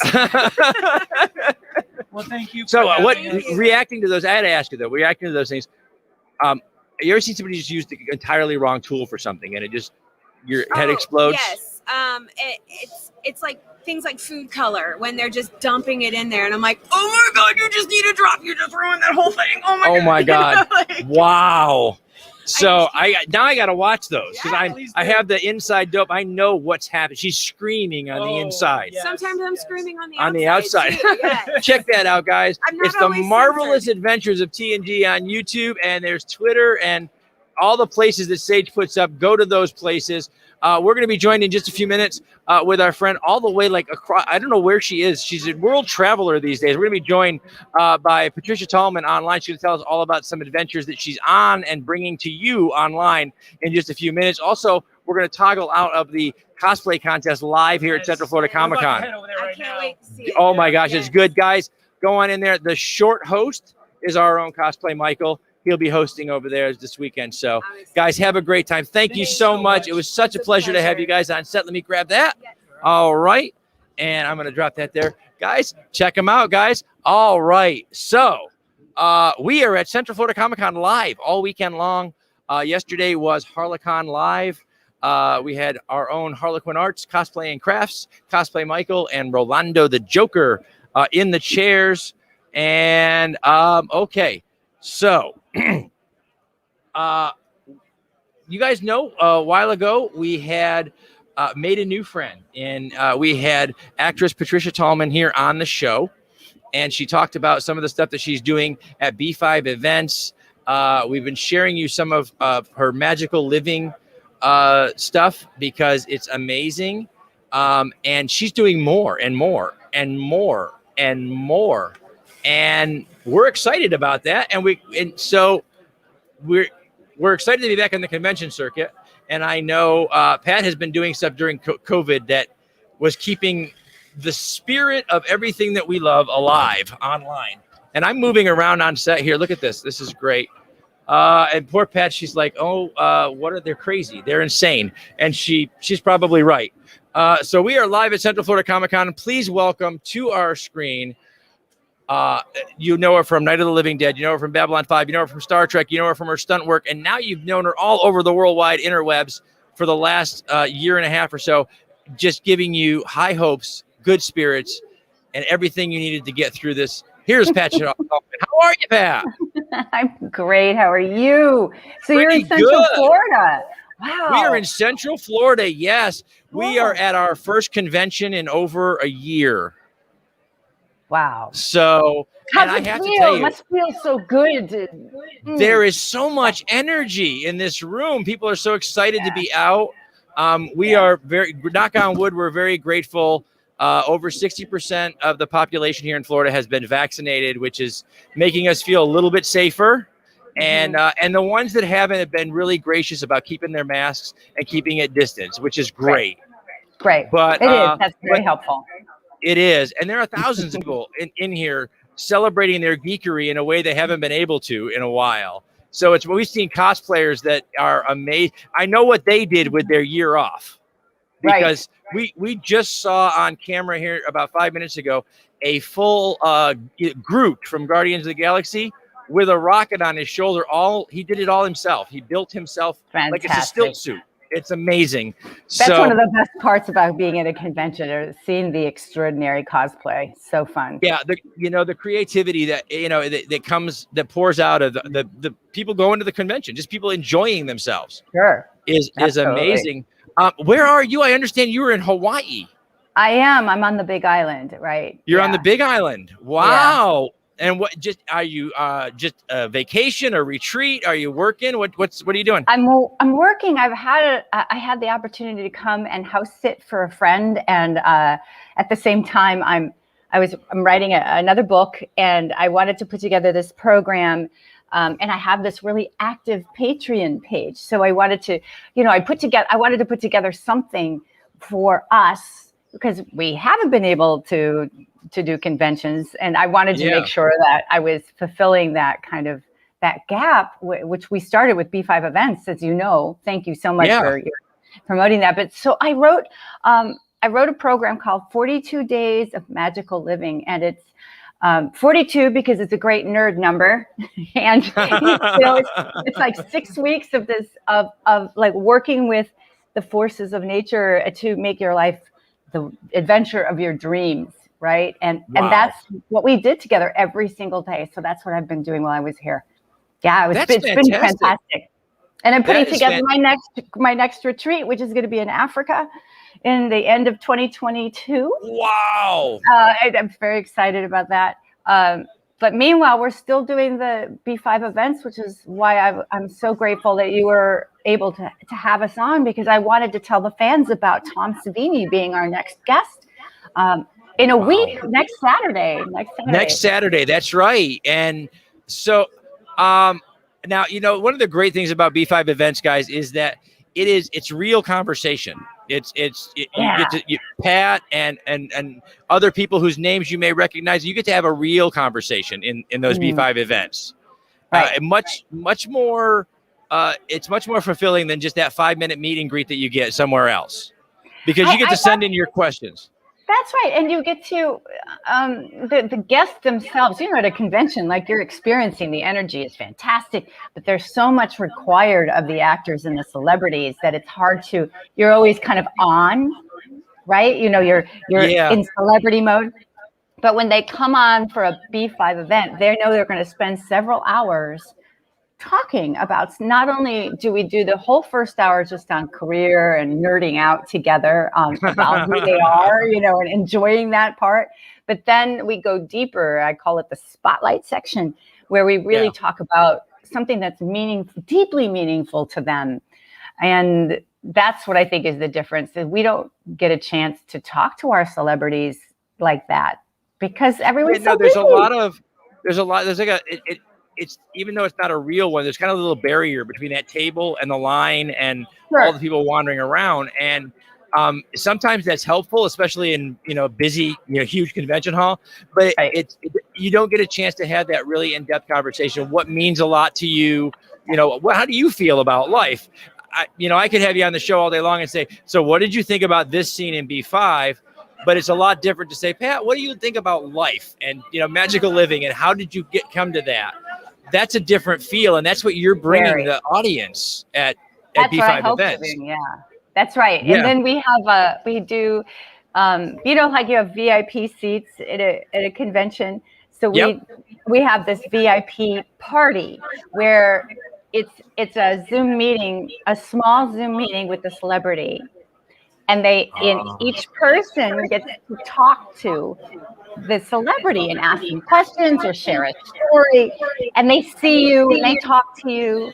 Wow. And everybody gets a replay. So even if you can't attend live, for the main event, I send everybody a replay. Where before the whole event starts, we have what's called an open house. It's just a place where the fans can hang out together and kind of, because everybody knows each other from conventions. I wanted to give us It is. I got to tell you, one of the most magical, wonderful things about this weekend so far are the number of hugs that I finally got after a year, just seeing, because people become old friends. And, one of the things we try to explain is when in this particular community, our friendship, the relationships that we're making are based on the things that we love. It's not like you went to work and met a person and they just became a friend, or at school or whatever. Here, we came here because we love something and we found people who also loved it. Exactly. It's a really cool feeling. So next week, your guest is Tom Savini. I'm sorry. I was gonna say my speakers are way over there on set, and I know how conventions are. And so, how long have you known Tom? Tom and I, let's see, I've known him since the 70s. Wow. Long time. I know. Long time. In college, Tom was a teacher. He came and taught makeup for actors, and I was a student. And then after that, he's cast me like 3 times in projects. Plus we've worked together in like 7 things. Wow. Just because of the community.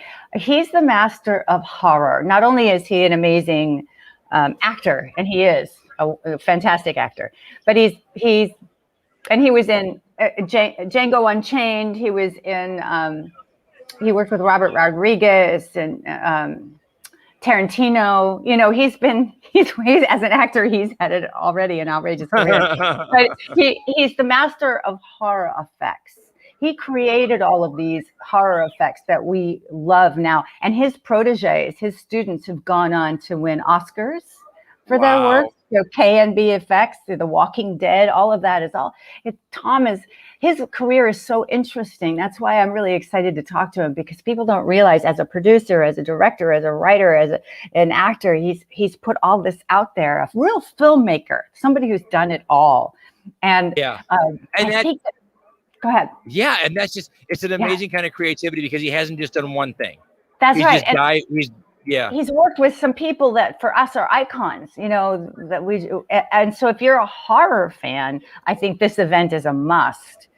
You're going to see Tom at conventions, but you can't talk to him like we're going to talk to him on Saturday. And I've known him for so long, right? I mean, I can say to him that to see Tom at a convention is literally to stand in that line and pray. Have your one question ready when you get to him, because that's all you got. We're going to keep moving. And I know the convention guys keep you guys really busy. So when you're not signing, you're moving. And so this is an opportunity. B5 Events is an opportunity to actually come into kind of an online room and really talk. That's it. And connect. Yeah. That's it. Mm-hmm. And I know a lot of our creative community out there, you'll have tons of questions.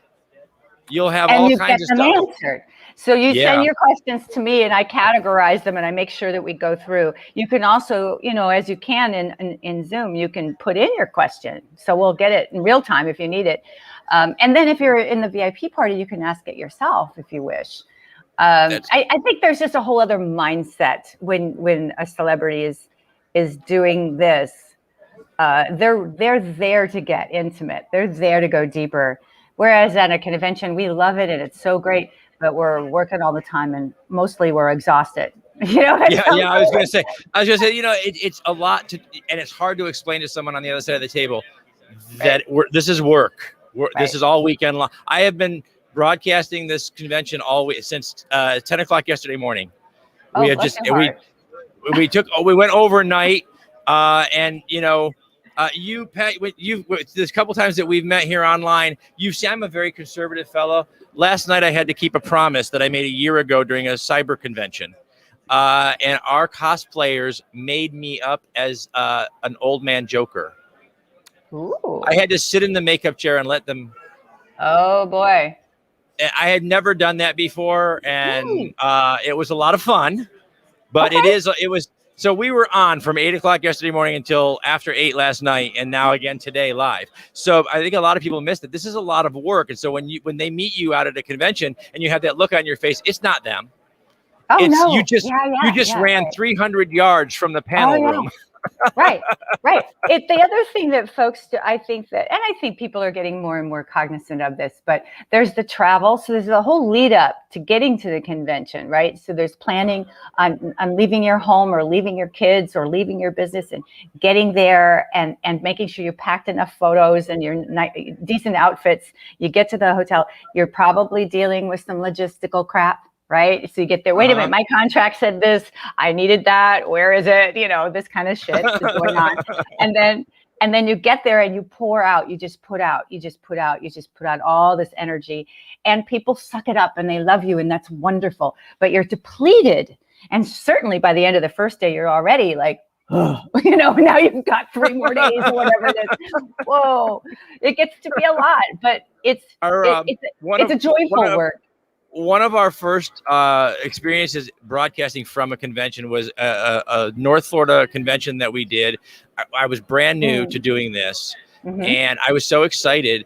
And one of the celebrities that was going to be there, and as I'm a fan of yours, and I'm a huge B5 fan, and Bruce was going to be there. Oh, great. And we were running around and we were doing the show and we were doing everything. And I said to the girls, guys, please, I'll stand in the line. I don't care. I want to go see. I want to say hi. Right. And we ran into Bruce in the elevator, and I wanted to turn and say hello, but he had this look, and he looked like, oh yeah, I know that look very well. Yeah. I was like, there's the fanboy in me that just wants to turn around and go, hi. And then I'm looking going, after working the whole weekend the same as he was doing, I was like, I actually know that feeling, and I really don't want to turn around and say hi. Right. I just want to give him his 4 minutes on the elevator. Right. It's the only 4 minutes he's going to get, because my life is so much easier than his. I'm going to go back to my set where nobody knows me except the people that come on the set. He's going to walk through the lobby of the hotel, and that's going to be it. And be inundated. Right. Yeah. Right. And so I was just like, it's a lot of work out here. But it is a labor. I think I would hope it's a labor of love, because there's so much. I hope that you get so much back from us. Oh, sure. I love doing conventions, but I'm very careful about the ones I choose to do, because of that same thing. If you can't if you can't be as lovely as you can be, then that's good. Your snarky moments are going to end up on the internet and live forever. And nobody wants that. And I don't ever want a fan to walk away being disappointed. Oh my God, that just breaks my heart. So you want to be able to show up fully and I think that actors are more and more aware of that now. When the first one I ever did was in 1990, and I had no idea. I was just blown away by the whole experience. But I quickly learned, and then I learned while I was trying to while we were shooting Babylon 5, I would try to go do conventions, and I quickly learned that was too depleting, and I couldn't be my best self. Yeah, no, because on Monday morning you got to show up and That's right. Hi, can you be Lita? Hi, can you be Lita now? No, I can't. And I had an infant son, and I was a single mom, so it was just like too much. But so grateful and appreciative, and plus the other fun thing, I don't know if we've ever talked about this, you and I, but for actors when we're working, I know my castmates, obviously, and we get to, if you're working with somebody, you get to be with them a little bit, but you're working, right? You're memorizing your words. You're trying to remember what you want to accomplish in the scene, where we're going with the story. And then when you're off, you're trying to get home, you're trying to get rest, trying to prepare for the next day. So when we're doing conventions, we can finally hang out. I got to know my castmates really well on the road doing conventions. That's where I became friends. Yeah. That's kind of cool. Claudia it really and I is. bonded. Yeah, Claudia, Mieta, and we bonded like girlfriends on the road. That's where it happened. And now Claudia is one of my best friends, and so is Mieta. I saw you. I always see you guys posting stuff on Facebook and on social medias and everything like that. And I, like you said, I don't know that the fans really understand where that relationship, really gets built, because, you have a few lines with each other. And like you said, then you go back and you remember the rest of your lines and the work day and the things. And then obviously want to get home to your family and your small child. So when do you have time to make friends? Right. And that's really cool, though, that you got to do that on the road. It is really cool. It is really cool. And because we were lucky enough to have a 5-year arc to our show, you know, we had 5 years to become friends, but it really solidified on the road. And so Claudia is my next guest in July. She's coming in July for B5 events. That is awesome. Claudia, Very Kristen, cool. Yes. everyone. That's right. So coming up this coming Saturday, you can catch at B5 events. The link, Sage, you got the link there? Awesome. Thanks, great. Sage. You can see B5events.com. Yes, Tom Savini will be out this week. And then next month will be Claudia Christian. We are doing them monthly, and if you're, I have a really active Patreon group, and the one starting at one level called the Elven Magic Master level, you get a ticket to a B5 event every month, along with all the other perks of that tier. And so, if you're interested, please join us. We just really have a nice community on Patreon, and the 42 days that we just finished on Friday, it has been very kind of galvanizing for our community. When you're talking on that level and talking about what you want in your goal, and then the blocks that are coming up or the challenges they're facing, and why haven't you gotten there? If this is something you've always wanted to do, what's come up that's kept you from doing it? So we work on that, and it's just we've gotten to be really close. So I can't we've wait. seen some people, in the chat, because we've been posting the 42 days. Oh yeah, okay, good. Yeah, we've seen some people in the chat who have really super enjoyed it and really got feel like they got a lot out of it. And so, how about you? I mean, you put this out there for people, and it's great. How's it been for you now that Thank you. Wow. Yeah. Thanks for asking that. That's so dear of you. I've been on this journey for like 8 years now, and I'm a personal development junkie. I love it. I love how the brain works. I love finding this stuff out. I like trying to figure out how do we make our lives just, rock. How do we pull that out? How do we bring the magic back? Because I had hit bottom. I'd hit bottom hard, and I didn't want to live anymore. So I went from not wanting to live to being so energized by life, by what I've learned. So I've disseminated all this information, all the tens of thousands of dollars I have spent on developing myself, just trying to get out of this pit, and the courses and gurus and the various teachers, reading every book I read. I have 6 books here with me that I've been reading. I never stop, and I love it. So I get to like disseminate the best of the best. And that's what I kind of pass on to people. Like, what are the practical steps? I don't want to hear this woo-woo shit. That doesn't work for me. Yeah. I wouldn't want to make this work. And not that I'm not anti-woo-woo. I love that. But it's great. But the thing is, the thing about a platitude, the reason they become platitudes is A, they're true, and B, they're generic enough to work every time. The problem is that they are so generic, they don't tell you how to make them work. That's it. That's really it. I've thrown books across the room because they've gotten me so frustrated. And they're on like the best book of 2020, the best blah. Live your best positive self. And then the next question out of your mouth is, how do I do that? The next line is, after you do that, you're like, wait, did you skip a chapter? Yeah. You're not kidding. You're not wrong at all. That's exactly it. Like, just do that. You know that feeling you get when life is and it's all so great. And I'm like, oh yes. I want that. Just do that. Wait. What? Was there a step 1? Did I miss that? Is there subtext here? That's what I do. I put steps to everything.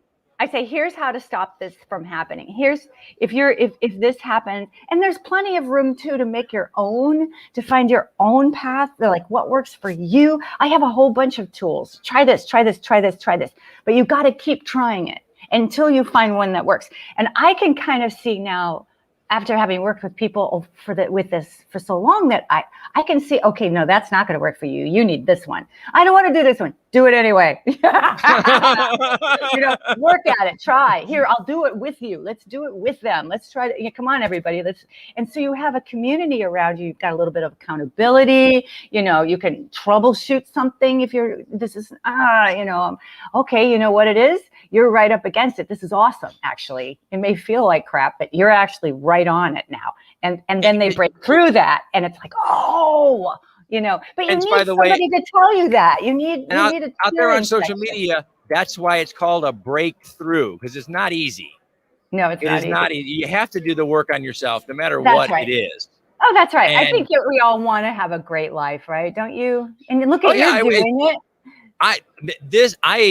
I told people all the time, it took me half a lifetime to figure out that if I wanted to live the dream, I had to wake up one morning and dream the life, not just live the dream. I had to know what I was going for. That's right. I had to visualize where I wanted to be and then put the work in to get there, because but the work I wish See, yeah, that's the I mean, I wish people don't know. I think they think it has to be really awful and hard. It's like, no, it's fun, because you start to, and I teach this. This is one of my biggest things. Is notice every little win. Give yourself a high five. Wow, look at that. Wow, yes, you took a teeny weeny step. Yes, and then you build up some momentum and some faith in yourself, and it becomes really fun because you're seeing the progress. And it gives you hope. Oh my God, look where I've come, look where I was. And it's only been 6 weeks. Look what I've changed already. You know what I mean? Yes, I love that. And seeing you do this program and just the energy that you have, it feeds back. I can see that. Part of your journey is sharing the journey. Yeah, exactly. There's a fulfillment there that you can see in your face. You light up, and it's like, hey, because that is part of the work, doing the work. And it feeds into, you feel accomplished at the end of the day, knowing that just one person out of all the people on Patreon, one person reaches back and said, hey, that really helped. And it's one of the things I'm finding really interesting about Patreon, I've heard about it for years, but I hadn't tried it until last October. And I can't figure out how to make it work. My brain breaks. Well, maybe you and I can talk about it if you want. You and I can just talk about it, and we can see if it might be, because I think it could be a good fit for you. But and maybe not. I'm not here to promote it, but what we're using it for, what I'm doing right now, I've made a membership community out of it. So I have different tiers where lower tiers, people can just give me a little bit of money to help to keep us afloat, to keep me going, which I really appreciate. But the upper tiers, there's so much that we do. We have a gaming track. We have a book club. We have weekly, monthly meetings. We have Monday meditation every Monday. Then I have the monthly events. And right now, we just finished the 42 days. So I'm asking everybody, we have a Facebook group, and we're also talking about what do we want to do next? And we've come up with a list of topics that we want to do. Every month, we're going to do a new topic and, do a deep dive on that. So I'm feeling really excited about how I'm able to serve using the Patreon group right now. As more of a community builder than anything else, building a community. That's exactly awesome. Right. That's amazing. And you can do that too. Yeah, I mean, I know that there's so many people, especially inside of our arts and entertainment community, where you see this platform or that platform, and you see its surface uses. Yep. But you kind of went beyond that, and there's a fundraising element to the Patreon thing, but using that to build a community and to actually build a real sense of group, which is very different than so many of our peers are out there, and that this is where you go to pay for my new merch or my new T-shirt or whatever. When it first came out, we tried stuff like that, but I was like, I'm so much better just doing this. I can't I don't want to focus on that. That's in my brain. That is literally like the antithesis of the creativity. That's the business area. That's absolutely. I know we've talked about, merch, and I just personally, I would rather have folks connect, get something valuable from me, as opposed to another T-shirt. Who needs another T-shirt? Who needs another Nobody. Nobody. I have hundreds of them, and I never wear them. So I mean, and then you've got to ship it. So when you're on Patreon, and if you've got tiers that require merchandise, you've got to then fulfill that.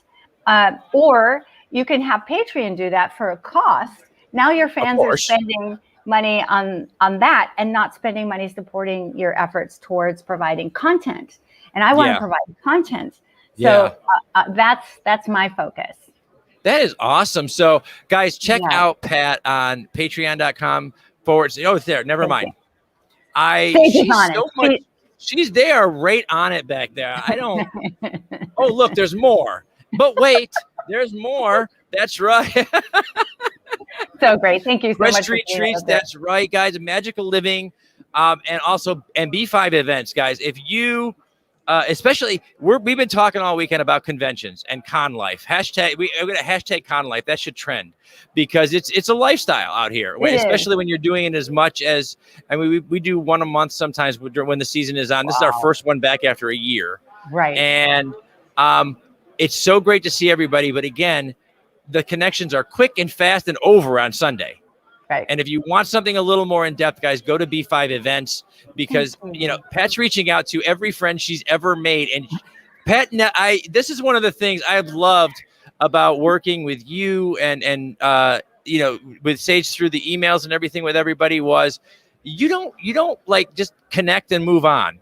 You like make a new friend everywhere you go. Isn't that what makes life good? It's wonderful. Good.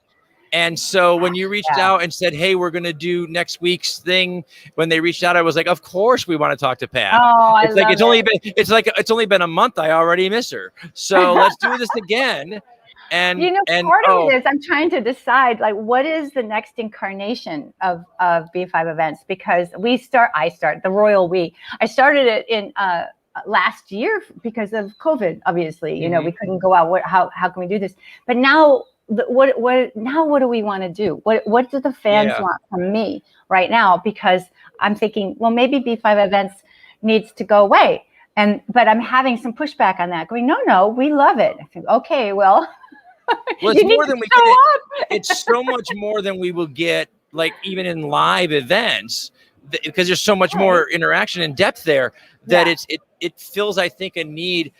Today's society is really funny. When I grew up, I remember thinking that, a celebrity or somebody on TV or whatever was so far away. I'd see them on Johnny Carson or someplace like that's the only place. There was no social media. There was no any of that. And then as it progressed, we as a society, we become ravenous in our consumption of what we love and who we love. So if we, you meet somebody online and you follow and and so I think people always want more. And then they come out to a convention and they're like, oh, well, I met Pat and she was so super sweet, but it was 5 minutes and I got my photo and I was gone. And now they can meet you on B5 events. And then they can, more than that, they can meet somebody else, one of the people that you've made friends with over the years. And that's the other thing that I think you bring with B5 events is that you have a connection with all of these people that are coming, doing B5 events. And they have very graciously extended to the fans that same courtesy, that friendship that they have with you. They've kind of opened that and extended it to your new friends. Right. And who doesn't want to do? I remember Facebook first started out and I started seeing celebrities pop up and people like that. And I said to someone, the psychology behind this is brilliant because they didn't call you contacts. They didn't call you anything. They called these people your friends. Right. And so I can remember going around to things and having people say, I'd say, oh, I'm a huge fan of, Pat Tallman on Babylon 5. And they would say, oh, yeah, I'm friends with her on Facebook, as if it were like this, like you had gone and had cocktail parties together. And I thought that was brilliant. Whoever thought that philosophy at Facebook was brilliant because it gave you that the word friends had an instant kind of, connection. And you've taken that and used it in a very positive way because your friends are meeting your new friends and sharing that. And so I love B5 events and what you're doing, and I hope it keeps going. And I'm sure as we've all pivoted during COVID, you'll have to, you'll pivot it during non-COVID. Right. I got to figure out how to make it valuable and serve everybody. maybe when everyone is back on the road again, it'll be it can be a again, like you said, hanging out with friends. Maybe you can just take that upstairs during your off time and do that out to the fans. Here's hanging with Pat at her hotel room with her other friend, and that would be who knows, but I know that. Oh, she's going to merch up. What is this? Grab your autograph copy of Pleasure Thresholds. That's right. Yes, grab Pat's Pleasure Thresholds. Now, look, guys, you can go to the online book stuff or whatever. If you want to buy Pleasure Thresholds, that's fine. If you're hooked on Amazon, go ahead. I dare you. I really do. Pat will take that royalty any day of the week. Amazon doesn't right now. We don't have it on Amazon. So I was going to say, the last time I checked the online bookstore community, Pat will take that royalty because it's like $197,000 for the book. Oh, it's a lot. We priced it, so it was, but if you go over here, if you go over to Pat and get it from her, you get two things. Number one, you get a book at the cost of a book instead of a new car, which is always good. And number two, she'll autograph it for you and she'll sign it and send it to you. So get it from there. Please get it from there. I remember going to look before meeting Pat. I had the original Pleasure Thresholds before you did the update. And I wanted the update and I was excited and I didn't know I could go to your site. So I went over to Amazon and I typed it in and I went, there's no way. No. And I'm like, wait a minute, that doesn't sound right. And then we talked and you said it's up there like that. So people will go to thank you. Good. Because as an author, I thought if I'd have known I could charge that much for a single book, I would be wealthy by now. I had no idea that was an option. But get your book at the cost of a book at the website down there, and then get it autographed and have a good time with Pleasure Thresholds. And please check out the COVID choice. Thank you so much. That was a COVID choice too, because I was home so I could fulfill these sales and I could autograph the books. If you go through Amazon, and eventually it'll probably have to just do, I won't be able to fulfill it from myself. Then you'll just get the book and it won't be autographed. But for now, while we're still home and until travel is really up again, then I can still fulfill books from my house. This was great because we were able to return to the con circuit like locally. We're in Central Florida. I live like an hour that way. So that's great. Yeah. That was great. So what's that? Oh, Sage wants to know behind the scenes, they got questions too. Sage wants to know any interesting birds in Hawaii because she knows you have your chickens and you have your birds overhead at the house. Yes. There's these. Well, the birds here are not to bore everybody with lots of stories, but Hawaii, once the Europeans came, brought rats and and then they brought mongoose in, thinking the mongoose would eat the rats, but the mongoose are diurnal, active during the day. Rats are nocturnal. Wasn't happening. So that both rats and mongoose started just eating all the birds. They would raid the nest. So all the beautiful birds of paradise that used to live here are gone. They're extinct. So the Europeans then started bringing in their birds. So we have cardinals, we have golden house finches, we have there's a wild turkey that walks around this neighborhood. There's lots of turkeys. I know. There's minor birds from India. There's, people have brought birds all over the world. It's really crazy. For the record, I know what mongoose eat. They eat MREs left over from the service members in Hawaii. I only know because I have given up more than one dinner to those little, they have stolen my dinner so many times. And when you're camping in the woods in Hawaii where it rains every night, and you're really hungry the next morning, and when you see the little critter over there with your food in his hand, and you can't catch him, you're human. There's no way you're going to catch him. He's got it. Right. It's his now. So that's what mongoose eat, not rats. They eat your food. That's right. So connect with Pat. She's doing the thing down at the bottom below.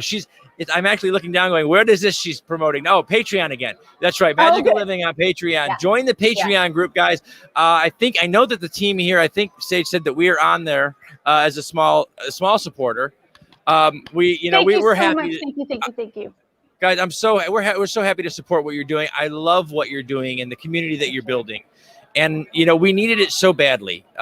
This you're here. If you're watching this on the Facebook page or even the rewatch later on, you know that this is our bread and butter. We get out here in the convention circuit. We talk to artists, authors, filmmakers, musicians, creative people, and we love our cosplayers and our fans and all of those people. So good. And then last year, they put a sign on planet Earth that said closed, and we weren't allowed to do this. And what you built, Pat, is a community that kept us alive when we couldn't be, because we weren't out here. And I mean, if it wasn't for things that you were doing like that, and that connection was able, and you did it in such a personal way with with Magical Living. It was a way to get into people's lives and affect them more than just Thank you. When you're an artist, you do affect people. And if you don't know that, I hope you know that you have an effect on people. But you get to do it in a very personal way now. That's right. And that's incredible. It's been so important to me, and thank you for saying that. It's very sweet. Very sweet. I really appreciate it. It's 100% heartfelt. It really is. I spend a lot of time on set preaching to them out there in the world that it'll be a politician that signs the bill. It'll be an engineer that builds the building. Those people are important. They're vitally important. But if you want to change the world, you do it with these people, the artist, the person who thinks a little differently and spreads that message a little bit more. If you want to know how to better yourself and how to better your life and how to be better for your world, pay attention to your literature, pay attention to your art, your music, because we're the ones preaching how to do it, and we'll let them sort it out later. They'll make it law or not on their own, but the ones doing it, and when you get someone that is doing that in an art form like you've done, with your career, and then turns it into, I'm going to do it for people, one person at a time. Join the Patreon group and become one of these people learning to live magically. Come and meet people and learn that, guys, guess what? True story. I'm not making this up. I know Pat will back me up. Celebrities, human beings, actual people. And they're pretty cool. So it's thank you for all you've done, especially during this last year and a half. And thanks for hanging out with us, because I mean, even Sage and Dino won't come on set and hang out with me, so I'm happy to have some company. Well, anytime. I mean that. But let's talk about what else if you want to talk about Patreon, you and I can get on the phone and talk about that. Yeah. Awesome. Yeah, that'd be great, because it is. I like what you've done using it as a community builder. Because like I said, when I first saw it, all I saw was the kind of the business side of it. And should we do this or should we do that? Sure. What should we offer? Me too. But I never thought of it as more of a club, like a community thing. And you've been able to do something with that I think is kind of unique. As I know tons of artists or whatever, they're like, hey, I'm going to sell my art. I'm going to, it's basically a sales site, which I already have and doesn't work anyway. So like, why do I want another one? But I love the community aspect of that. It's hard to break through all the noise, online. And so that's why I appreciate your help with spreading the word about B5 events and the Patreon page, because there is so much online and it's hard for people to find you, it's constant. It's a constant. Yeah. Well, the nice thing about online is there are 2 billion people. And then the not nice thing about online is there are 2 billion people. It's the double-edged sword of knowing all of the people we want to reach are out there, but they're all out there, so they can't reach us. They don't know where to find anybody.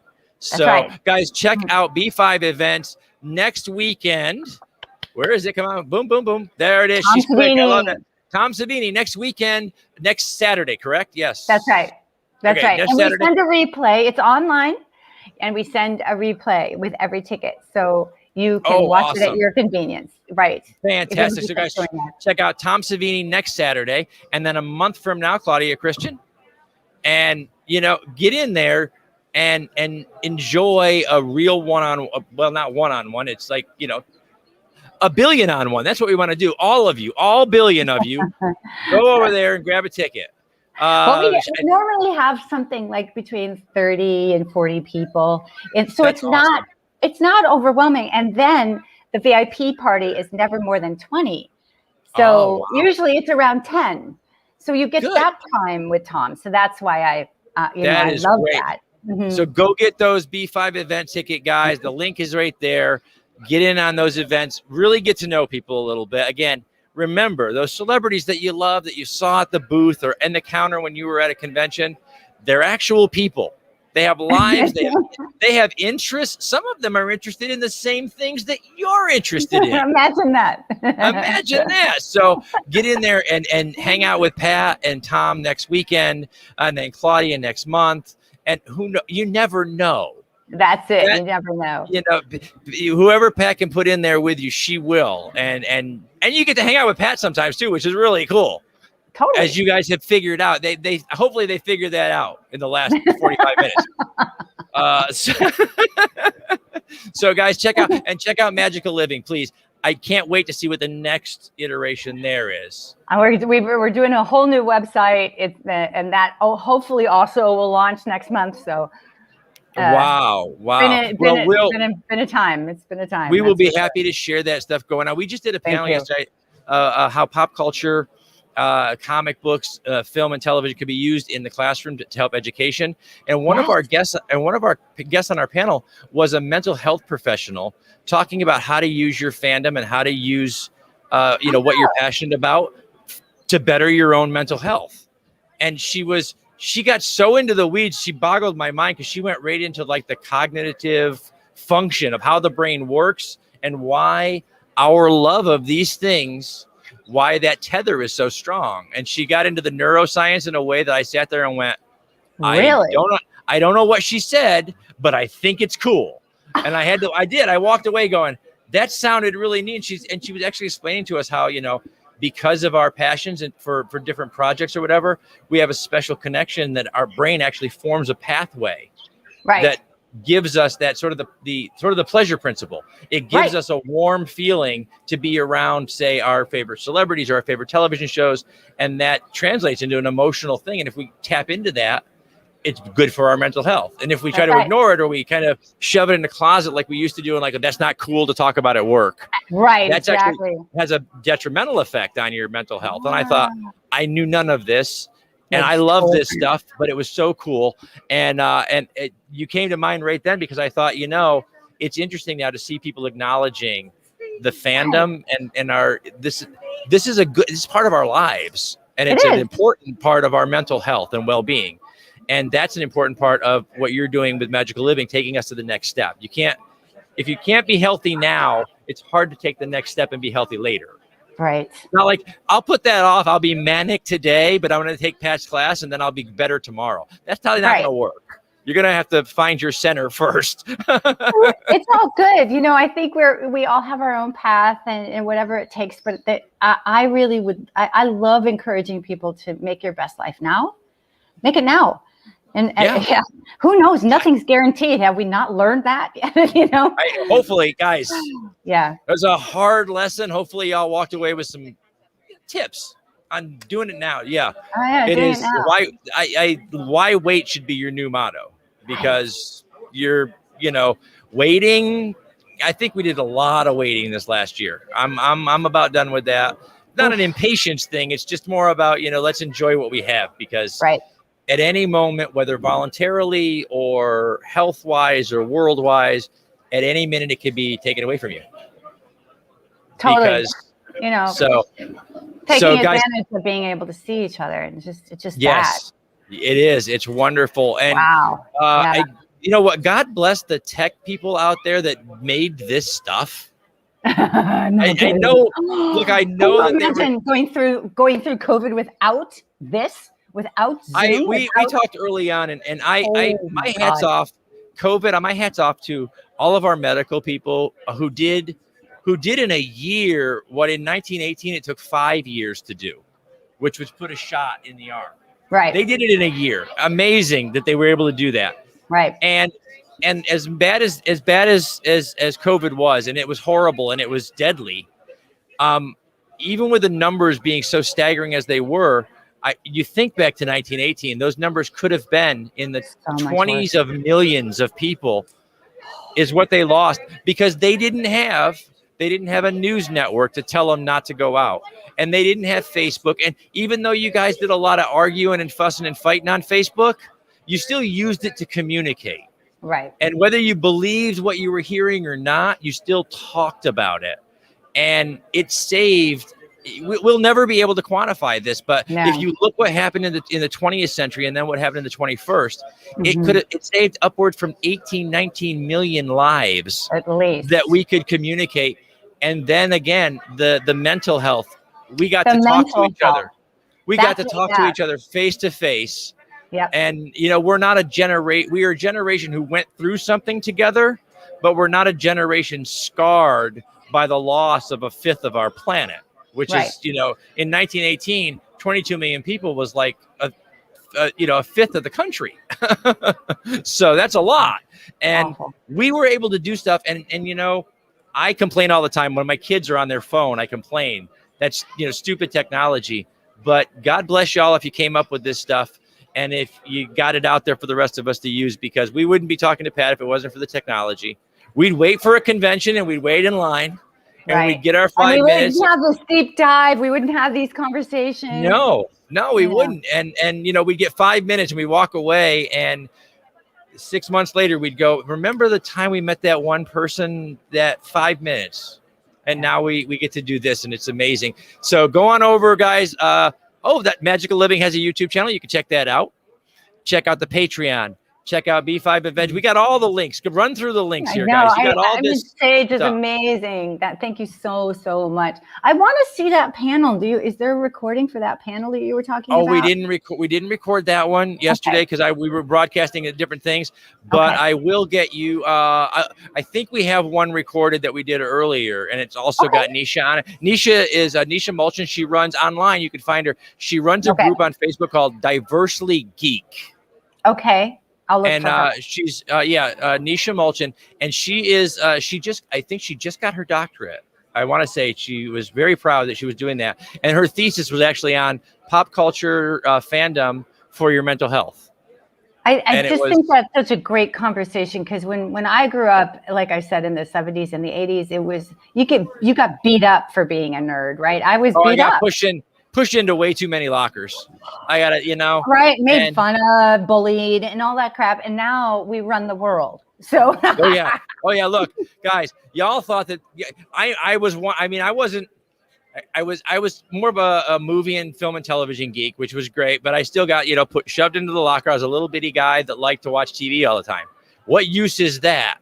By the way, if you're one of those guys that asked me what use is that, Oxford University, the people who decide what other colleges will teach, has a new course requisite called Literature in Film and Television. It turns out we're storytellers. Yes.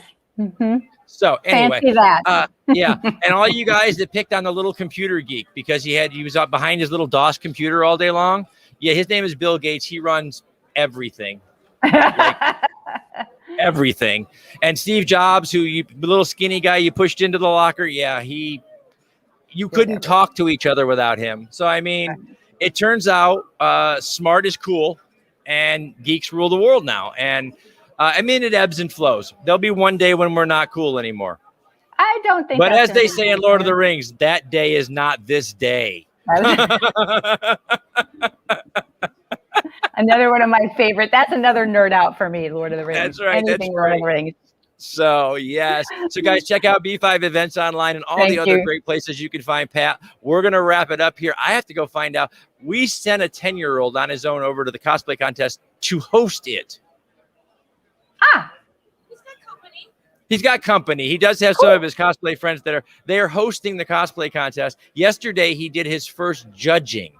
He was a judge in the costume contest. Fantastic. And so we're going to go find out who won and how much trouble my 10-year-old is in. I love it. I love it. And you stick them up on a stage and you don't know what's going to happen. That's the fun thing about kids, is you have no idea where that's going. I tried a script once when he was doing something, and about 3 words into it, it went out there, and then he just did his. He just, what's that? The kid. He did him. That's what I guess it is, and that's woo. That took that on a whole new journey. Wow. So, Pat, thank you so much for sharing about Thank 45 you minutes with us. so We much. love you, and we're glad that you're doing Mwah, well. And mwah. we Thank can't you. wait to Thank you share so more. much. Please keep sharing. I Keep appreciate sharing it. the stuff with us. I Okay? will. And I will. I'll be in touch. Yes, ma'am. Have a great day. Guys, we are at Central Thank Florida you, Comic-Con. too. Say goodbye to Pat Tolman. Bye. All right, guys. Wasn't that fantastic? See? Again, that's what we just did with Pat. That little bit, 45 minutes of fun. That's what she does with you guys every month. She brings a new friend in and a new person for you to talk to and get a deep dive into. Go on over to that Patreon page. Really check that out because there's a lot going on. A lot it's just good, positive energy. And I don't know about y'all. I could always use that. I know y'all could probably use that too. That's great stuff. So, guys, we're going to take a little break. I'm going to give you the crowd cam here so that you guys can see what's happening here at the convention. We're starting to get a little whittled down, and I'm going to take a little break, and we're going to go chase down Cosplay Michael and see how that contest went. So that was awesome. So we send our thanks and our best to Pat Tolman for being on the show with us today, talking conventions and all kinds of things in the private chat, guys. Let's check out the private chat stage real quick. I'm going to see what's happening.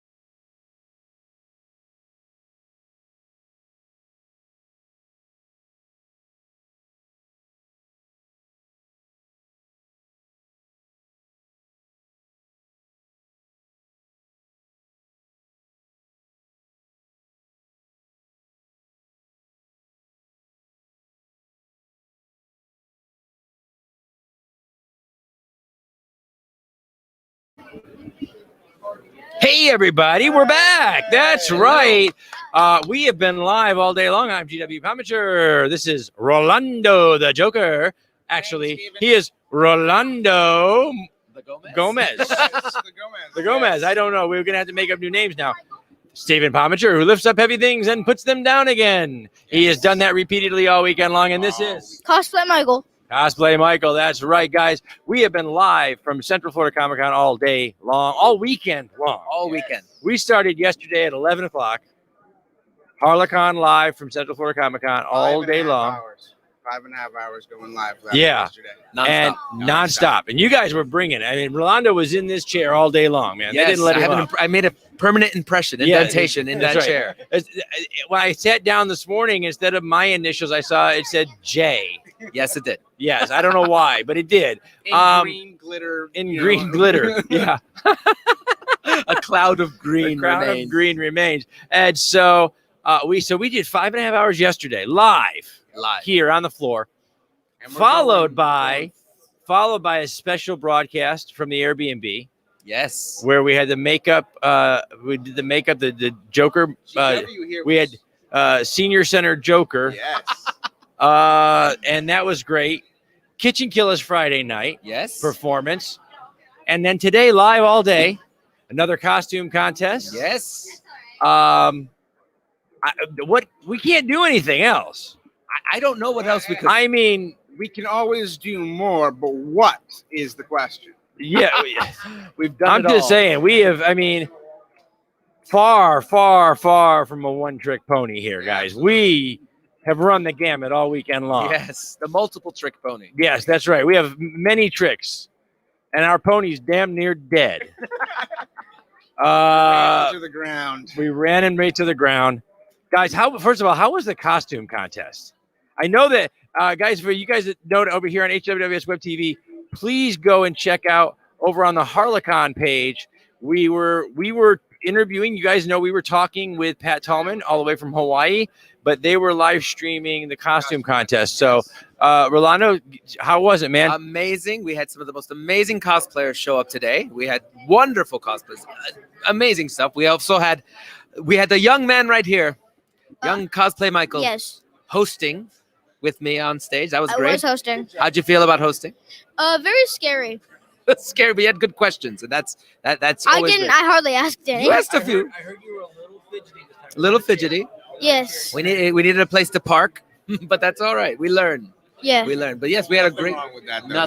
Nothing. But we had a great contest. A lot of great cosplayers, and our winners were amazing. Some of the greatest costumes I've Honestly, seen. I'm kind of disappointed Hank wasn't one of the winners. I liked Hank. If you were a judge, you would have picked Hank. Yes. I can tell.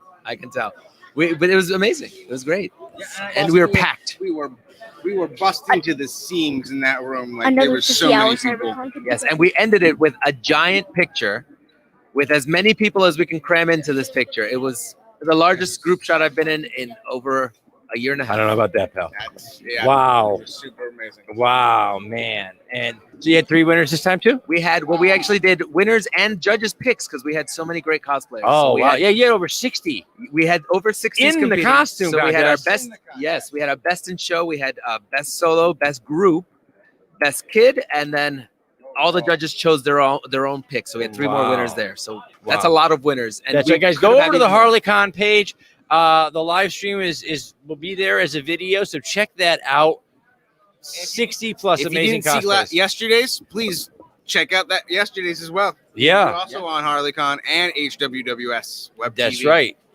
And so that's cosplay. This weekend we have brought you cosplay contests. We have brought you a makeup demonstration. We have brought you live music, live interviews with Ming Chen, Marcus Roberts, Patricia Tallman, Jeff Carroll. Too many to keep counting. I can't go through all of the names. You'll run out of fingers before you run out of names. That's true. A lot of content this weekend, guys. Stay tuned in on HWWS Web TV for plenty more good content coming up. We are back. We are back in the world. And man, did we showcase it this weekend. Great job to Ben and the entire team at Central Florida Comic Con. this place was busting at the seams. It really was. And I'm setting artists in the chair, and the one thing that creative people lament all the time is that there's so many of us here, and there's so much going on, and some of our artists and our authors, and they don't really, sometimes they don't do very well with sales and things like that. But you know what? People were so excited to be here this week. They came to buy, they came to spend. Our artists did well, our authors did well, our celebrities did well. They really pulled out the stop, Central Florida Comic Con this year. And we're proud to be a part of it. I mean, so guys, we will see you up the road on the channel. Lots of stuff coming up from Rolanda the Joker, Harlequin Arts Cosplay and Crafts, and Harlequin. We haven't got a Picks Up Heavy Things show yet, but I was thinking after yesterday, Rolando, I think we should get him a chair because he had a.